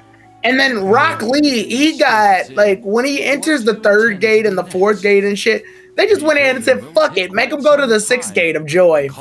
We don't care. And then he fucking uses 6th gate of joy and, like, he'll hit you, but he's moving so fast, he looks like a beam of light. So he'll just hit you all around the fucking place. And then he'll stop, and then it's almost like the opponent looks like they exploded afterwards. Fucking crazy. So I have a proposal. Because realistically, he shouldn't be using the 6th gate of joy, but whatever. Yeah. And then once we get that version of Guy after that sequence in the latter half of the series, man, Guy gets a glow up in the motherfucking games. It's disgusting. I'm not gonna spoil it, obviously, but man, Guy was wildin'. Oh, in fact, they gave Sakura in the first Ultimate Ninja Storm game. Oh no, first Ultimate Ninja game, Isn't that one where they did the whole thing with her mental version beating the shit out of you? Yeah, they did that, but then even before that, they gave her ultimate move, the booby trap one. That's from the movies, actually. They took a fucking move from the movies. It's the one where she lands all those mini paper bombs and then like ignites them with don't they look like Sakura petals or some shit? Yeah. You're talking about from the 3rd movie then. Yeah, no, that's from the 1st movie. When she that's when they fought in the snow. Oh, it's been so long since I've seen the first one. Yeah, she uses like these tiny paper bombs that connect to like a kunai that she throws, which ignites and blows all of them up. That's the move she uses in the movie. The problem is we didn't get that version. We didn't get the movie until after we got Ultimate Ninja. Whoa. So we saw the move before she got to use it. Isn't he something? That's also another weird Can't thing. rebel. In Ultimate Ninja Storm As 2, expected of an open Sasuke uses a combo on Naruto, but that combo is the one Naruto used on Sasuke during their fight, which is weird. What's your opinion, dear? Yeah. Yeah, he starts off slamming Naruto on the ground just like he did in the show. And then he does the combo that Naruto did on him. The little, you know, the one where he punches him in the stomach a bunch of times and kicks them. Kicks him. Yeah. You've always Yeah, been it's such a they reasonable fucking child. that's Naruto's combo, but they gave it to Sasuke for some fucking reason. Tell me your Well, I guess reasons. the argument is Naruto stole things from Sasuke early on, so Yeah. why not do it both ways? Fun fact, there's a running joke, and someone did a TikTok of it, that the Uzumakis have a big thing about kicking the shit out of motherfuckers. Because apparently there are shots in Boruto and the sequel to Boruto of Boruto himself and Himawari doing that Naruto kick, where they just kick the shit out of something, or in both of their cases kicking the shit out of someone. They're like, yeah, man, the Uzumakis don't play around with their feet, dog. And it's just these nasty hits. And I didn't realize it. They even gave Boruto that combo, by the way, the 3-piece combo you're talking about. Yeah. They gave it to Boruto. Boruto does it in the manga. He hasn't done it in the anime, but he does it in the manga. And we were like, oh, Yes. okay. Estelle, Joshua, So I yeah. apologize for not doing I'm gonna agree with you. I'll Unfortunately, leave the investigation Naruto to you. suffers the problem that I would almost argue Dragon Ball has a similar problem, where the games sometimes are better than the show. And make them pay.